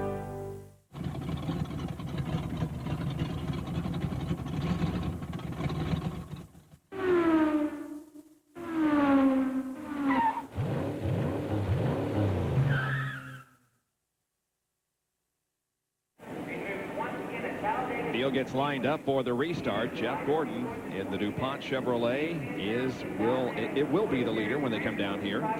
He is 10th in Winston Cup points coming into this race. However, he is 7th when you look at only points accumulated on the super speedways. 4 of his top 5's have been on super speedways. The green flag comes out on lap 63. We're back to racing. Got himself a little bit of a jump on Dale Earnhardt. A couple of car lengths. I think that was planned by Earnhardt. He's going to get him a run and come off the second corner and go blowing right by her. That's the plan. Now, whether or not it's going to work out that way or not, I don't know. Well, I don't know either. There you see Ken Schrader in 3rd place. Ernie Irvin 4th. Dale Jarrett is 5th there. Now watch Earnhardt. Watch him as he come down this back road. Watch his head of steam that he gets, Ned. Yep. Yeah, you were right, Benny. He filled up that head of steam. Yeah, he's got it.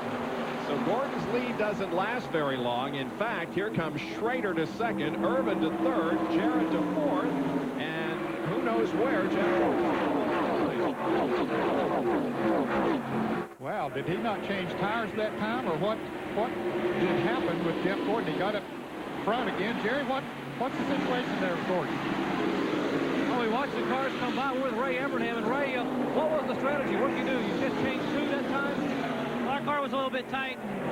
We're just not strong enough to stay up in that lead draft, so we've been gambling on tires, just trying to keep the thing out front. I think it's more important here to stay in that draft than it is our car just not wearing out tires. So I guess that gamble didn't pay off. We just lost a lot of spots, so we'll have to keep digging some other way. And remember, guys, we did not change tires on the first stop, so those 2 right-side tires he just got were the only tires he's had in the first 60-some laps of this race. Well, Gordon is even in the shot right now as we have a great battle up front. As Ken Schrader is now inside of Earnhardt looking for the lead, and Schrader ought to take a provisional for every race, huh? I'm telling you. And he led that lap. There's a whole bunch of Chevys up front. Look at this, 3 wide. Jarrett to the inside. Somebody back off. Earnhardt must have eyes in the back of his head. How did he know there was no one on the inside of him? He had the racetrack to himself. He must have a great spotter, is all I can say. And a great sense, too, of where things are. Bobby Hillen is the blue car. Run hooks up with Dale Jarrett now and goes to 3rd. There we see Hillen right behind Terry Labonte. The Kellogg Cornflakes car. Now, this is another Morgan McClure engine in that 14 car. Running very strong now. He made a good pit stop. Apparently only changed 2 tires, so he came out up there with the leaders. That's Terry Labonte we're talking about. Morgan Shepherd was the big loser, fellas, on that pit stop. He came in running 6th and came out about 20th. So they must have made some big adjustments on the sit-go board. Is Hillen the best Ford at this time? I believe so. Oh, Jarrett's Well, is he? Yeah, just barely slips up there, but here comes Ricky Rudd down on the inside. He wants to do. Was there a little bump there? It looked like it. Schrader. Are they 3 abreast? 3 wide into 3. Yeah. Rudd backed off just a little bit. Now the 3 abreast right man. Look, the 3 abreast are on either side of Bobby Hillen. That's right, Bobby. Look right, look left. There's cars there. Oh, be careful. You have to get it down to double 5. Well, Dale Jarrett's going to get his 5 bonus points if I'm the leads of it. Schrader 2nd, Rudd 3rd, Earnhardt is 4th. Now they've got Earnhardt on the outside, and he just can't get any momentum going. Kind of like Kyle Petty at the beginning of the race.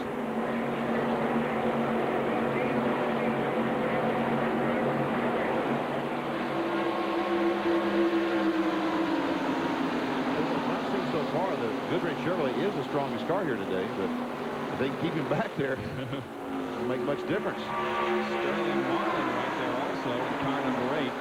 Yeah, remember we talked about Sterling, or rather Derek Cope, who made a 2nd pit stop. That was because he hit the tire on pit road and sent it bounding, and they had to tape the car up in the right front, right, John? Yeah, you're exactly right. I talked with the crew. They think they've got that problem solved. They took a big sheet of tape and put it over where the tire punched back, and it almost looked like a hole. Of course, it wasn't, but it would have caused air to grab on that right front, so they put a line of tape around it to make the air flow over it. They think that's going to be okay, but the only problem was they had to make those repairs when the 1 to go was given. So Derek, at the tail end of the field, is trying desperately right now to catch up with the lead pack, because as we know, running out there by himself, it won't take long before that lead pack finally comes around and puts him a lap down. Yeah, he's totally out of the draft now. It's going to be tough to keep up. And here is the Waltrip brothers. Darrell in front, the older brother, the younger brother, Michael, the yellow number 30 Pennzoil Pontiac, trying to hook up and get to the front. Now Dale Earnhardt and Ernie Irvin have gotten in single file. They ran side by side there lap or so, and about to lose the draft of the front runners, so they've hooked up together trying to catch them back. Darrell Waltrip caught down on the inside there now. In the recent laps, Darrell Waltrip, who started in 8th position, he was 22nd on the 35th lap. He was back as far as 32nd at one time, but now is right up there, and Schrader takes the lead and goes from last to first.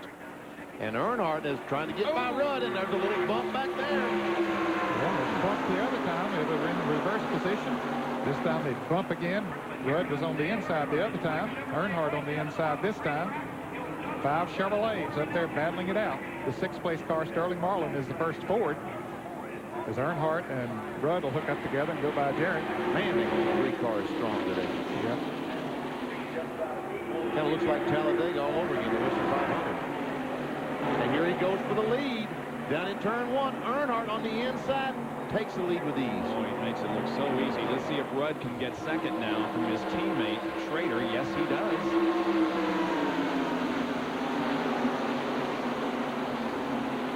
Walker was still hung on the inside. Yeah. Got a lot of cars in this lead draft now. They've been separated in most of the other restarts, but this time, I guess, adjustments on a lot of the cars and more of them competitive. Well, there is Jeff Gordon, who dropped back to about 12th position, I believe, after leading at the green flag. You see Mark Martin right behind the Greg Sachs car, the Country car, so he's able to keep the Valvoline Ford at least in contention. It's also mentioned Rick Wilson, who's turning in a good run, and the Richard Petty STP Pontiac.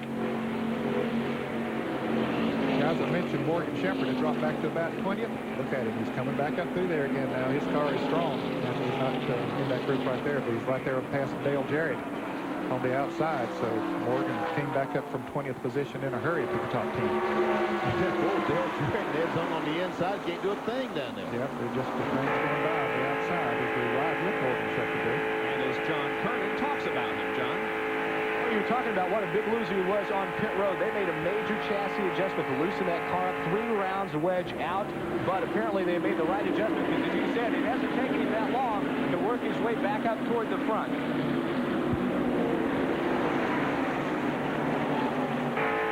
I figured out why Terry Labonte made the announcement of his plans for next year, because the last 2 times that's happened, the guy won. Jeff Bodine announced his plans at Sears Point, and Rudd announced his plans in Michigan, and both those guys ended up winning the race. So Terry perhaps thought he would do it here and pull off a victory. But right now, he is running back in the 9th spot. Look at Morgan still trying to use that high line. That will work in about 15, 20 laps. These tires get hot and the cars start really slipping and sliding. Exactly. They made a chassis adjustment on a lot of these cars. We noted when Dale Jarrett made his pit stop that they made an adjustment on it. I wonder if it was the right way, because he jumped to the lead, but he's certainly going backwards now.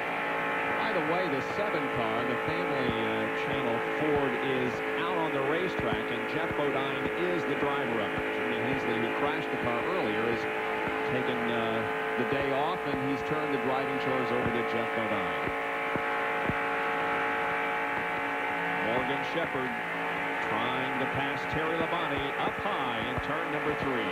We'll be back with more action from Daytona in a moment.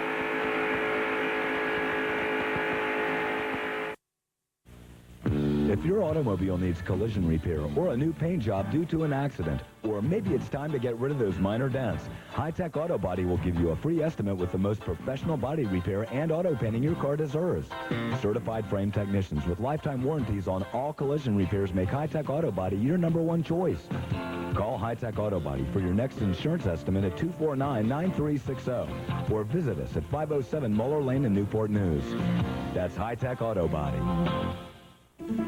Looking for a great used car? Come to Hampton Nissan. They've got a large variety of good used cars, fully reconditioned with fair terms and warranties. Got bad credit, no credit, bankrupt? Having trouble with other car dealers turning you down for financing? At Hampton Nissan, no one will be turned away because of bad credit. They'll finance anyone on a fully reconditioned used car. So come to Hampton Nissan, Virginia's oldest Nissan dealer, and get a great deal on a used car. Visit Hampton Nissan at 2307 West Mercury Boulevard, Hampton. Life Rocky. A boxing legend's final chance. Relive the brawl between Tommy the Duke Morrison and George Foreman. It was Morrison's chance to make his mark on the heavyweight division. And it's your last chance to see George Foreman do battle in the ring. Morrison faces Foreman Wednesday night at 7:30 Eastern on ESPN. As you rejoin us here at Daytona, there was a great side-by-side battle for the lead as they come to the line to complete lap 75. Rudd is inside, Earnhardt is outside, and Irvin is right behind Rudd, but now Ricky will fall in behind Dale.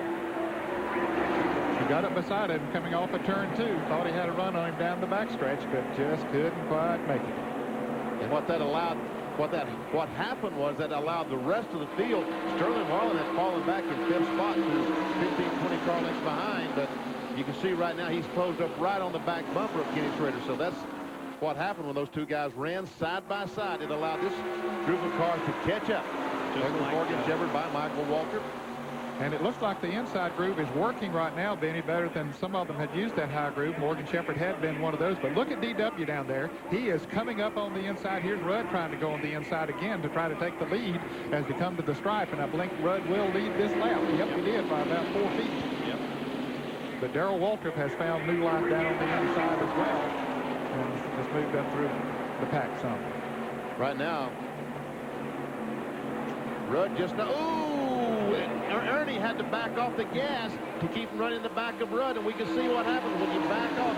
The momentum you lose, and around him they go. Yeah, he's lucky he didn't get hit and spun. Well, he loses 5 positions there in a matter of feet. And all he did was back off because Rudd got in the corner, had to get off the gas, caused Ernie to get off the gas, and man, did he lose some spots. Look at Michael Waltrip. He's doing pretty good. Here it is again. Now watch Rudd get off the gas. Ernie slammed on the brakes, and everybody go around. Schrader was wide awake right there to make that move. He didn't back off. He just guided her up on the high side of the track and went right on around. Back to live action. We still got Earnhardt leading. Ricky Rudd is in second. We can see Irvin back now about 6th spot. Running with Michael Waltrip and Darrell Waltrip, who's right behind him.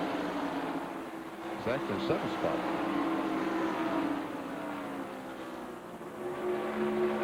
Darrell. Western Auto Chevrolet. Right behind him is Rick Wilson.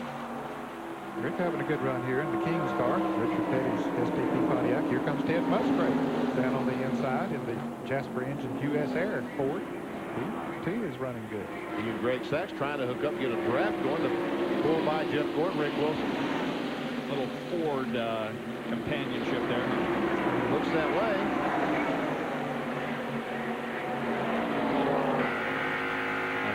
Pulled down right in front of Musgrave, so that ought to help Ted as he tries to get through these. This is from inside. Rick Wilson must have got out of shape up there, and man, we almost had a crash. Really did. Jeff had to Gordon had to really climb on the brakes and then make a hard left to get around Rick. And folks, when we ooh and ah and what have you, I mean, these guys run 190 miles an hour, and all of a sudden, boom, they stop in front of you. You know what it's like when they stop in front of you at 20 miles an hour. Again, now watch Wilson. We got the corner, got a little bit loose. Had to get off the gas. And Jeff Gordon, if he didn't hit him, hate to have my finger between those two cars. That's a second near miss for Jeff today. He was almost involved in that first lap crash we had with Jimmy Hensley. Next time by, they'll get the halfway mark. Cross flags indicating that half the race has been completed. There's the leader, Dale Earnhardt. Rudd. And Ken Schrader.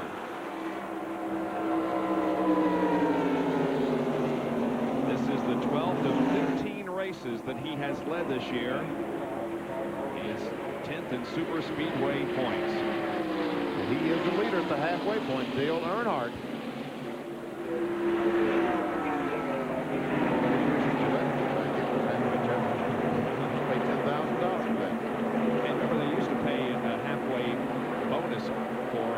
Leading point standings at that time. They don't do that anymore.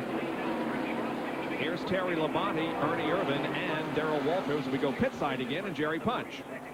Well, you got Kellogg's, Kodak, and Western Auto. All three Chevrolets, and all three have something else in common. All three of them have Runt Pitman engines in. That is Ernie Irvan's engine builder, who sold 3 other engines for this race. When you include Jeff Purvis, but all 3 of those cars, Terry Labonte, Ernie Irvan, and Darrell Waltrip, have Sheldon Runt Pitman motors, awfully strong motors and awfully even engines here at Daytona.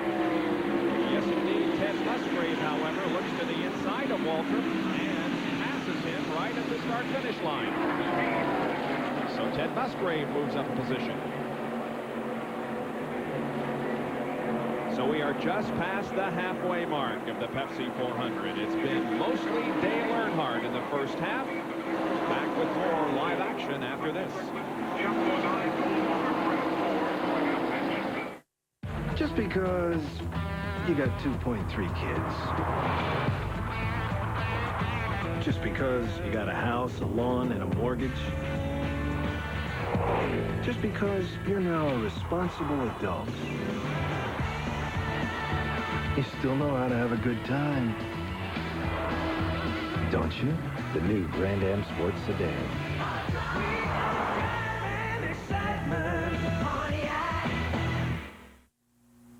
This is not a test. It's not even a quiz. But it is an emergency.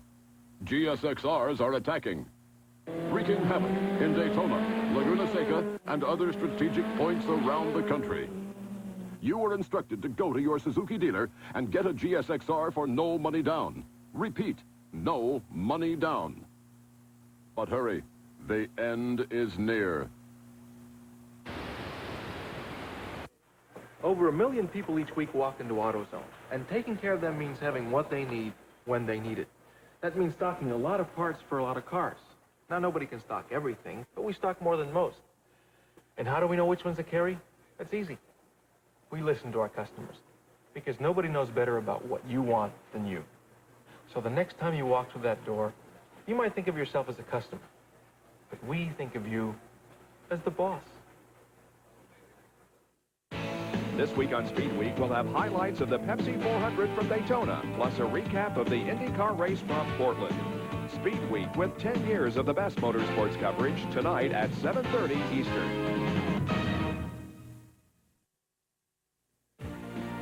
ESPN Speed World coverage of the Pepsi 400 being brought to you by Napa, because there are no unimportant parts. By Pontiac and your nearby Pontiac dealers. We are driving excitement. And by Quaker State, the Big Q is one tough motor oil. Here at Daytona, 84 laps are completed in the Pepsi 400. It is Dale Earnhardt leading Ricky Rudd. Is he losing the handle a little bit on this car, Jerry? I think so. Just from being here in the pits and watching Richard Jonas, the car owner, stopwatch a couple laps ago, Earnhardt was running laps at 47.50 seconds, 47.5 seconds. Last time by was 48.75, so over a second and 2/10 slower. The car obviously is going to be a little bit loose, but the good news for Earnhardt is he's still out front.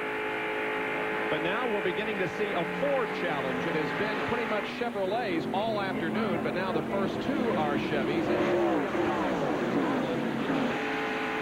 They've just been sort of grinding away, Bob, and Shepherd has made the biggest move since the last pit stop. As we mentioned earlier, he came out of the pits in about 20th position after making a major chassis adjustment on the car, but it seems to be working for him. He's back up on the high groove again. Here he comes. Off turn 2 with a pretty good run, but couldn't make the pass then, but he's strong. Sterling Marlin. He was definitely one of our sleepers, but he was asleep yesterday, so we couldn't find him for the shot. 5 cars behind the leader have never won here at Daytona. Ooh, Morgan's going by on the outside. Oh, they get together. Oh, man. You think Sterling didn't think about the Daytona 500? No kidding. Wondering where Kyle Petty was. Oh, no, that was Philly.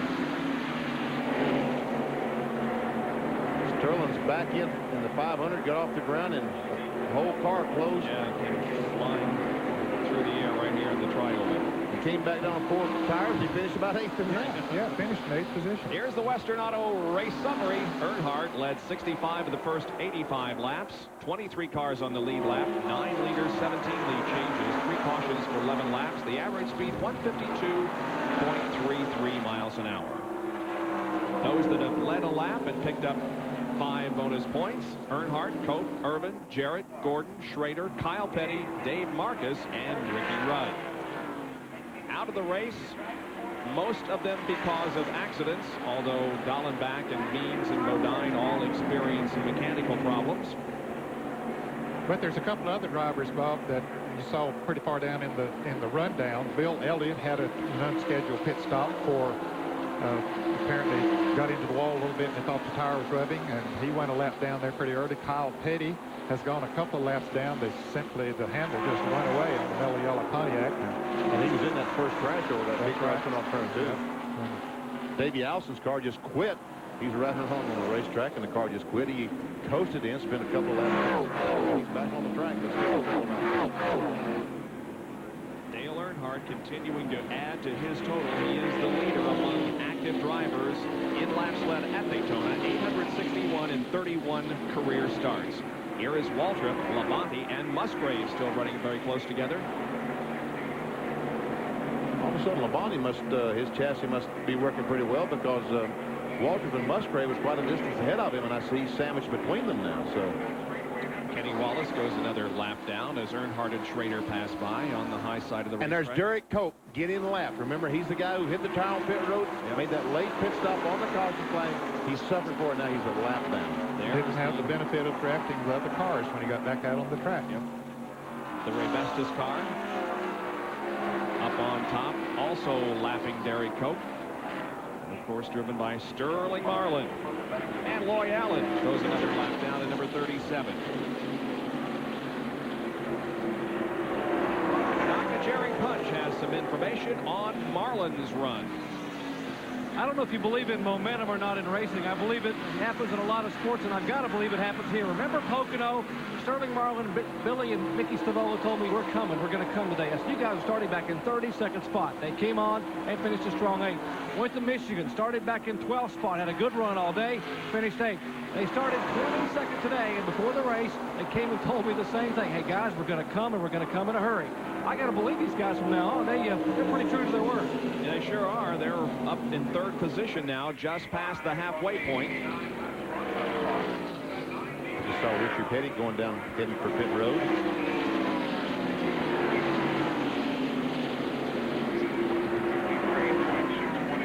Sterling Marlin started 22nd.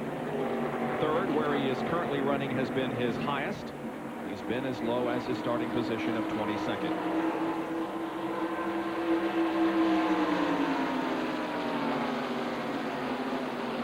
Here's Schrader right on the back of Earnhardt.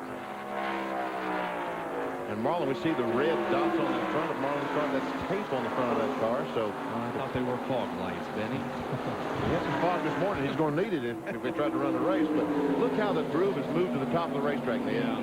Yeah. As the fellows start fighting this loose condition, they're all on top of the racetrack now. It is not as sunny as it was when the race began. The clouds are beginning to move in. They do in the early to mid part of the afternoon this time of year here in Florida, and it rains a lot in the late afternoon, but rain is not imminent right now. This is from Morgan Shepherd, Sitco Ford, looking back on Ricky Rudd's Tide Trailer, the winner of last week's last race at Michigan.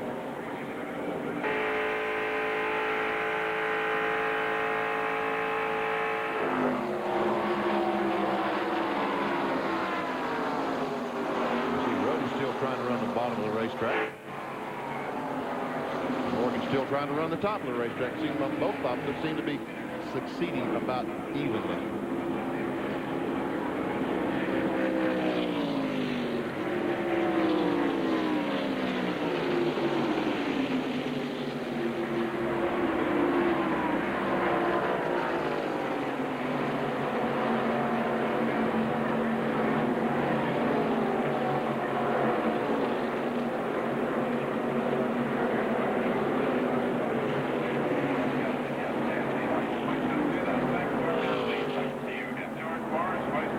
Off the pace. Trying to break the breath. Schrader dove to the outside.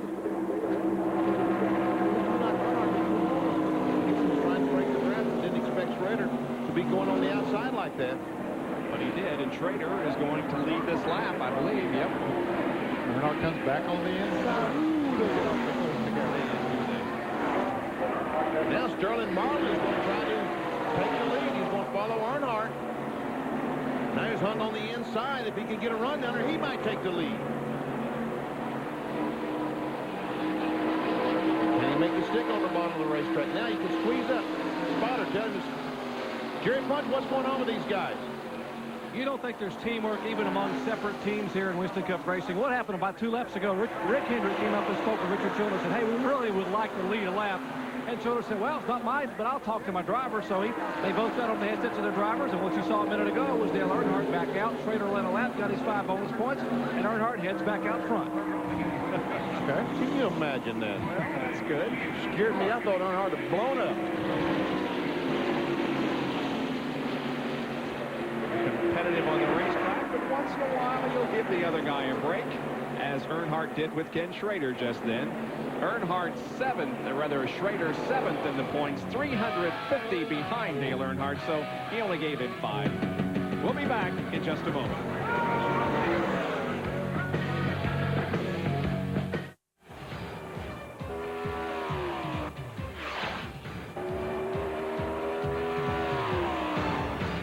Visit any participating Western Auto and look for this display. Buy any product from a Performance Team vendor like Moog, Phillips, Prestone, and Rebestos, and this great-looking T-shirt with the Western Auto car and my signature on it can be yours for half price for only $5. Now, that's a great value. Think fast. Think T-shirt. Think Western Auto. What is a mountain man's natural environment? Let's explore. A mountain man enjoys peaceful surroundings. A place where gentle winds blow. And the beauty of nature is all about. Only here does the mountain man find true happiness with a smooth bush beer or an easy drinking bush light. So, head for the mountains and find out how the true mountain man can make any environment a more natural one. We're watching driver Hut Strickland test the McDonald's car. Hey, guys, what keeps Hut going? McDonald's coffee, Jack. Huck loves the stuff. McDonald's coffee, really? Yep. Huck loves those sausage biscuits, too. What? He says they're only 79 cents. Hey, he's pulling off. Yeah, he's out of coffee. What you want is what you get. You want a sausage biscuit or anything? At McDonald's today. A noble warrior advised, the art of protection springs from within. One must stay vigilant against one's unfragrant perspiration, lest one provoke a hostile response. Thus, a Norse ritual is Right Guard Sport Stick. An aromatic array of the freshest scents and maximum protection against disarming wetness. Confirming the wisdom, the best defense is not to offend. Right Guard Sport Stick. Anything less will be uncivilized. Well, here's the view from high above Daytona International Speedway from the airship Shamu. When not on tour, The blimp assists scientists studying endangered manatees and other marine animals along the Florida coast. But today, providing us some great overhead shots of the Pepsi 400 here at Daytona. There are your first three. Now make it 4 cars. Earnhardt, Ken Schrader, Sterling Marlin running a very solid third, and then Ricky Rudd.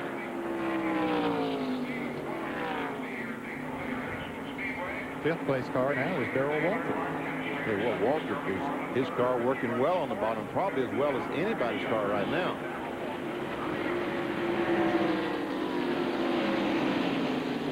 The loser of the last few laps has been Morgan Shepherd. His car seemed to be going away just a little bit. Well, yeah, several cars passed him, but now Dale Jarrett was one of them, and now Dale just came up, or Morgan just came up and passed Dale back, so he might have found a different groove. Jarrett was about 5 seconds behind Earnhardt at one time. We talked about him dropping back. Now he's moved it back to about 1.6 seconds, but now it's lost back a little bit again.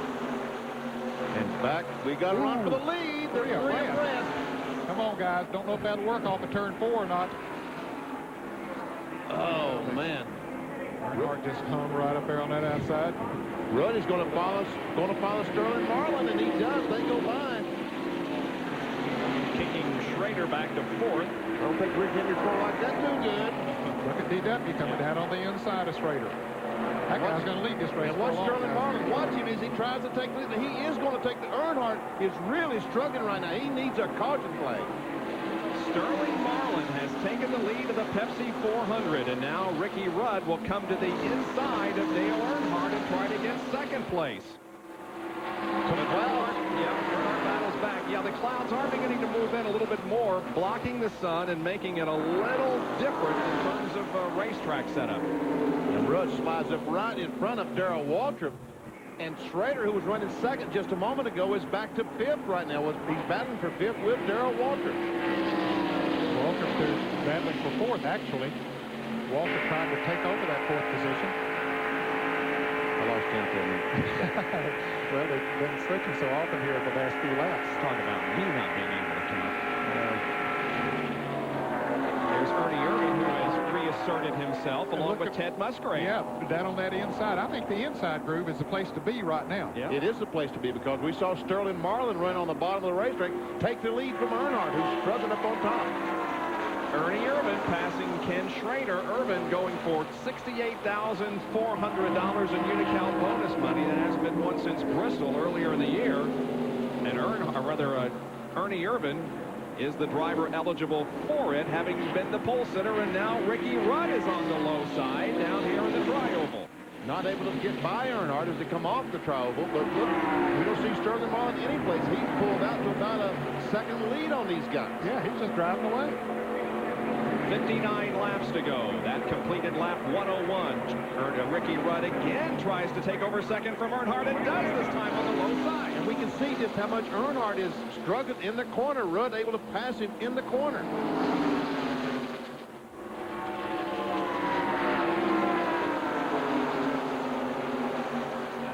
Here is Morgan Shepherd up on the top side while Musgrave and Jarrett are below, but now here is Ernie Irvin moving around Dale Earnhardt.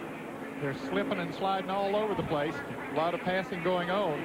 Actually, Shepherd, Jarrett, and Musgrave went into turn 3 abreast. Jarrett was in the middle. He decided that wasn't smart, so he backed out of it. Now he's going to try to take Musgrave back on the outside, but Musgrave has really been going good on the low side here in turns 1 and 2. Larry Rice on Saturday Night Thunder would say, slip and slide, dip and dive. They're all over the place. Irvin trying to make a move on Earnhardt down on the inside. Right field summary for you.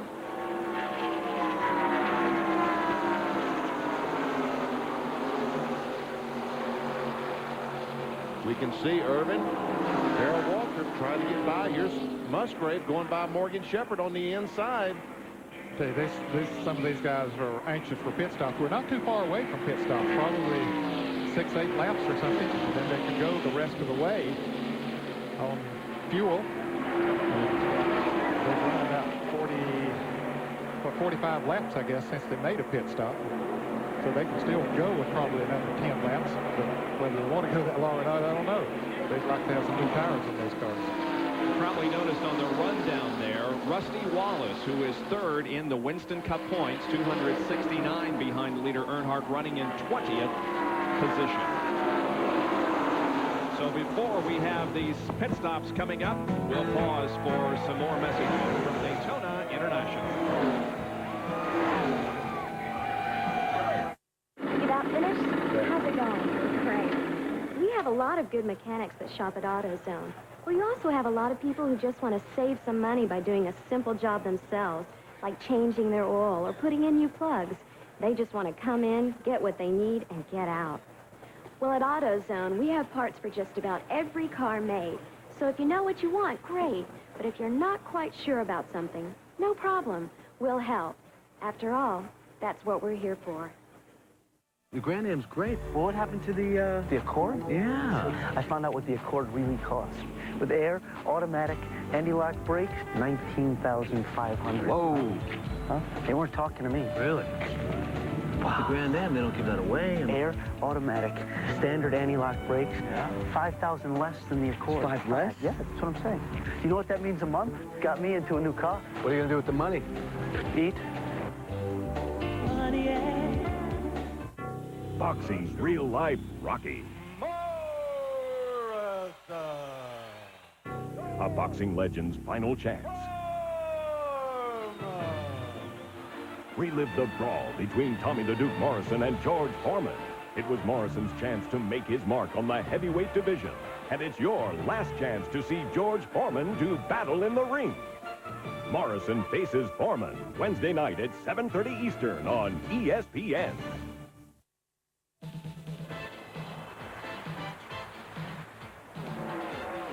This is where America gets together.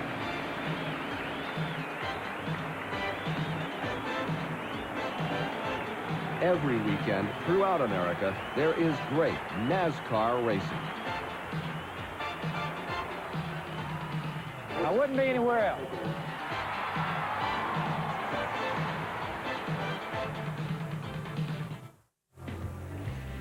Boy, it's tough to come down here in July, isn't it? To the world's most famous beach, Daytona Beach, Florida. We have had some excellent weather. The nights have been cool. The days have been warm, but not exceedingly warm. And today we have just about that kind of condition. It's humid. It is pleasantly warm, but not too bad. And a great race on the track as Sterling Marlin leads, but now Rudd is within a couple of car lengths. It's pleasantly warm. Jenkins, you're sitting up here in air conditioning. You're sitting at pleasant warm. These guys are down there dying at 150 degrees. That's their problem. There's the interval leaderboard. You see only about a half a second separates first and second, and a little over 2 seconds separates the top five. So it's very, very competitive. Jerry, how's the temperature down there on pit road? Pleasantly warm, Bob. I tell you, it's a pleasant 112 degrees here in the pits. It's got to be about 145 to 150 in the race cars. The ambient temperature is about 95. The humidity is about 97. But here off the asphalt, it's about 112 at latest calculation in the pits. And that's pleasantly doggone hot. But seriously, there isn't the bright sunshine beating down on you as we have had the last couple of days. There is somewhat of a cloud cover most of the time, isn't there? Right, the last few minutes the clouds have moved over, and it's actually helped some of the cars in the racetrack with their handling situations. Other guys realizing that the sun's going to come back out. There's only scattered clouds today. As the clouds move back away, the sun comes back out.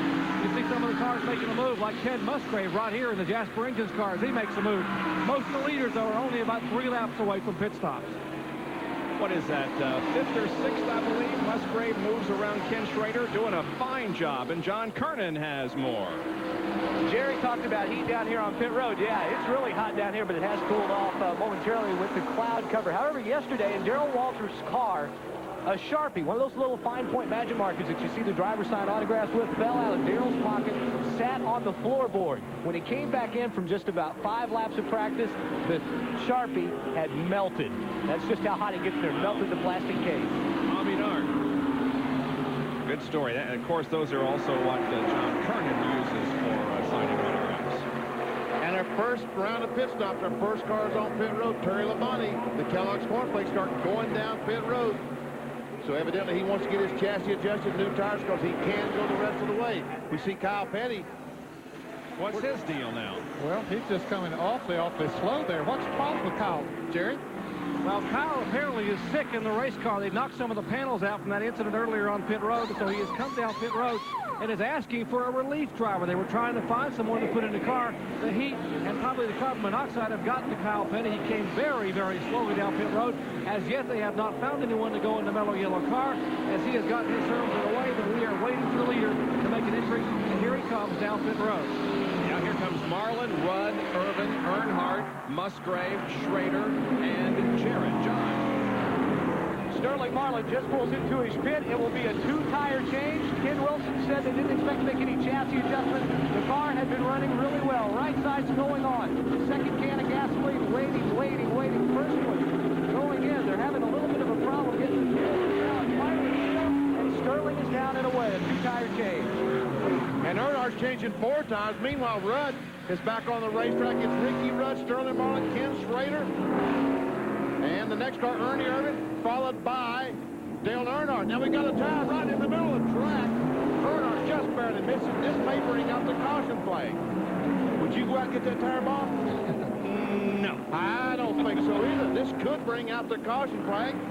So, Darrell Waltrip, people like that. Well, no, Darrell's coming down pit road right now. He and Morgan Shepherd. It's Mark in the Martin, grass. Bobby Hillen. Yeah, I know it's in the track. It's in the grass. About 50 feet where these cars running 200 miles an hour. Rusty Wallace was just in for what should be his last pit stop. Darrell Waltrip getting service on his car. Jerry, you there? And they have changed right side tires. Now Barry Dodson and the crew come around on the left side of the Darrell Waltrip car. The former Daytona 500 winner puts the car back in gear. Left side lug dust going on. They have cleaned the windshield, and he is down to the race. Now Mark Martin remains on pit road. Davey Allison is also on pit road, and the hood is up on that car. Meanwhile, back out on the racetrack, they're just the way they were, with Marlin leading and Ricky Rudd second. Well, Ricky Rudd left the pits in front, but Marlin evidently passed him on the back straightaway. And Davey Allison's Hamlin Ford still has the hood up.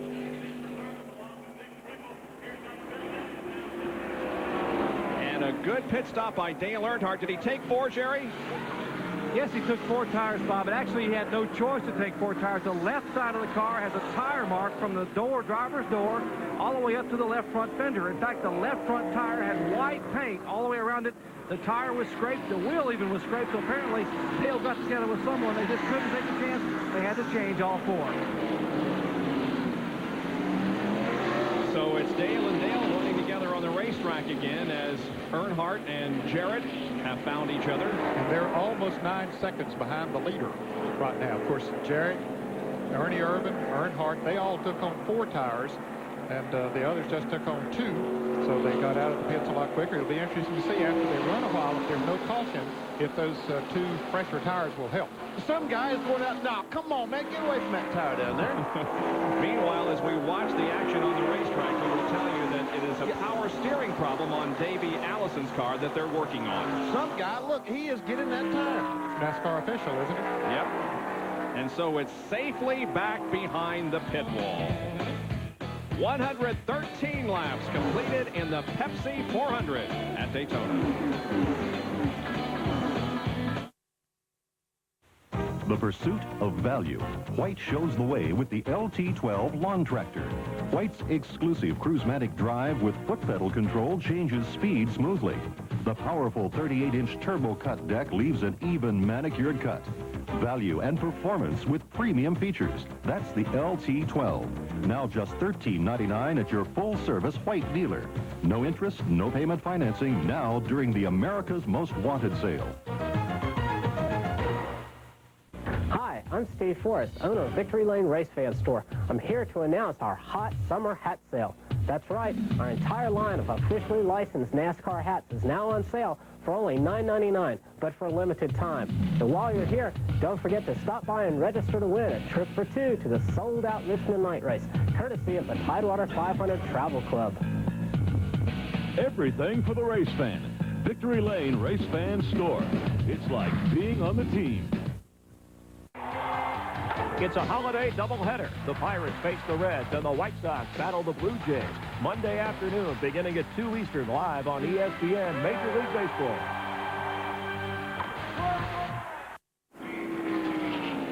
again from high above Daytona International Speedway. We welcome you back to the NASCAR Winston Cup Pepsi 400.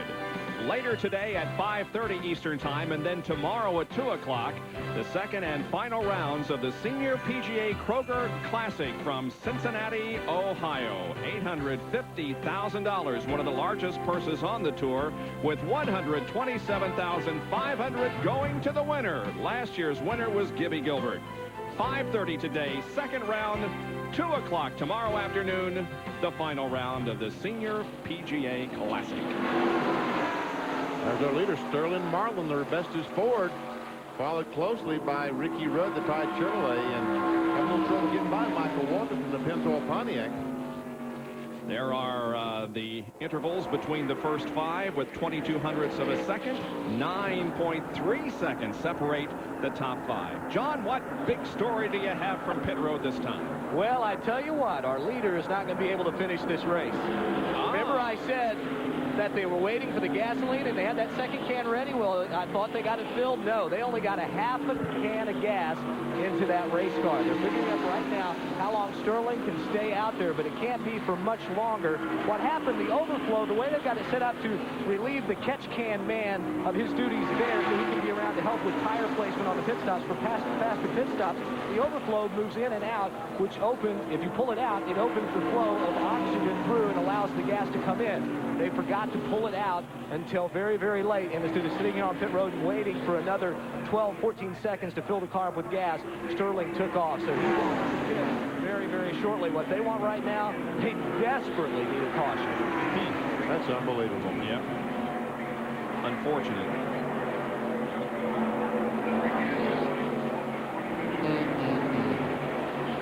That's hard to believe.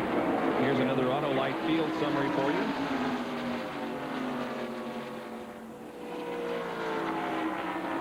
And we can see just how strong Sterling Marlin's car is. Ricky Rudd, he was able to get by Michael Walker. Rudd not able to get by. Harry Gantz right behind Rudd. And look at Ricky go to the top of the racetrack, so starting to lose the handle already, looks like. 19 cars are on the lead lap as the 20th place car, Michael Walter, as you can see, has just been lapped. And the record is 19 cars on the lead lap in a 400-mile event. Leader Sterling Marlin, his best finish this year, and only top 10 finish was at Charlotte, 8th. Didn't he finish 8th in the Daytona 500? Tonight, I thought he did, but we'll check that out. Here's the pit stop. See the gas man back there. They finally figure they can't wait anymore, and down he goes, and away he goes, but...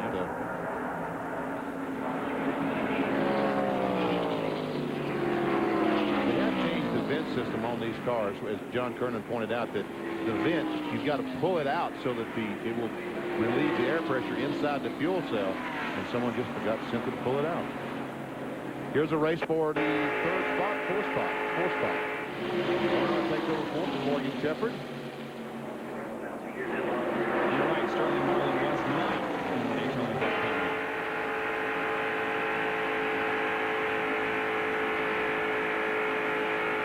Morgan came out of the pits ahead of his crew in the Chevrolet, so Earnhardt, Irvin and Jarrett, but now they've run him down, and Ted Musgrave right in that groove there as well. And Kyle Petty back in 33rd position. Jerry, an update.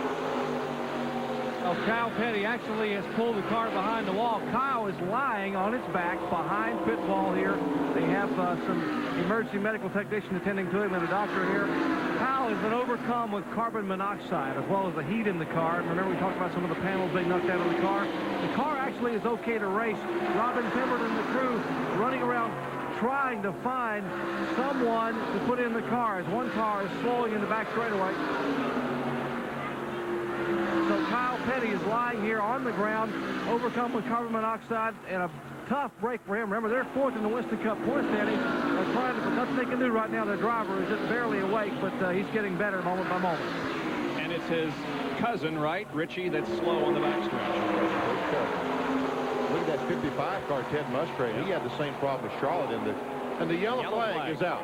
It's because of Richie Petty. He has stopped the car, didn't make it all the way around, and so This is going to be a big break for Sterling Marlin. Here comes Earnhardt down to take the caution flag.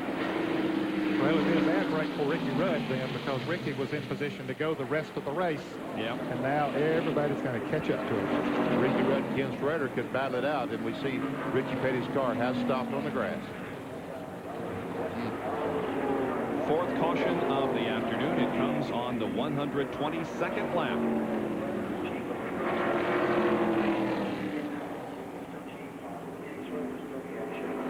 Now we go inside the Citgo Ford and ride around with Morgan Shepherd as he catches up to the pace car.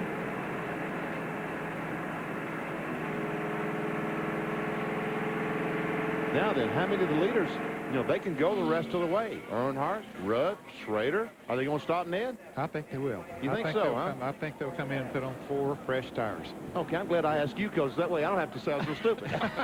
Okay. Penny, what do you think? I don't have a clue what they're going to do. I just passed an opinion. We'll see, though. I think you're right. I think they will stop, because fresh tires right now, we can see it's critical. And that will really give an advantage to Marlin, because if he's the only one that stops, then he would be back about 15th or so. Yep. Well, there's 19 cars on the lead lap, so if he were the only one, he would go back to 19th. Field is... We know he's going to stop. Yeah, right. We guarantee he's going to stop. And I bet you first thing you do is pull the gas bin out. Don't you guess? I would think. They'd be good. Oh, they're going to take quite a full tank from here on. Speed limit on pit road, by the way, is 65 miles an hour. Here comes Marlin and Rudd and the others.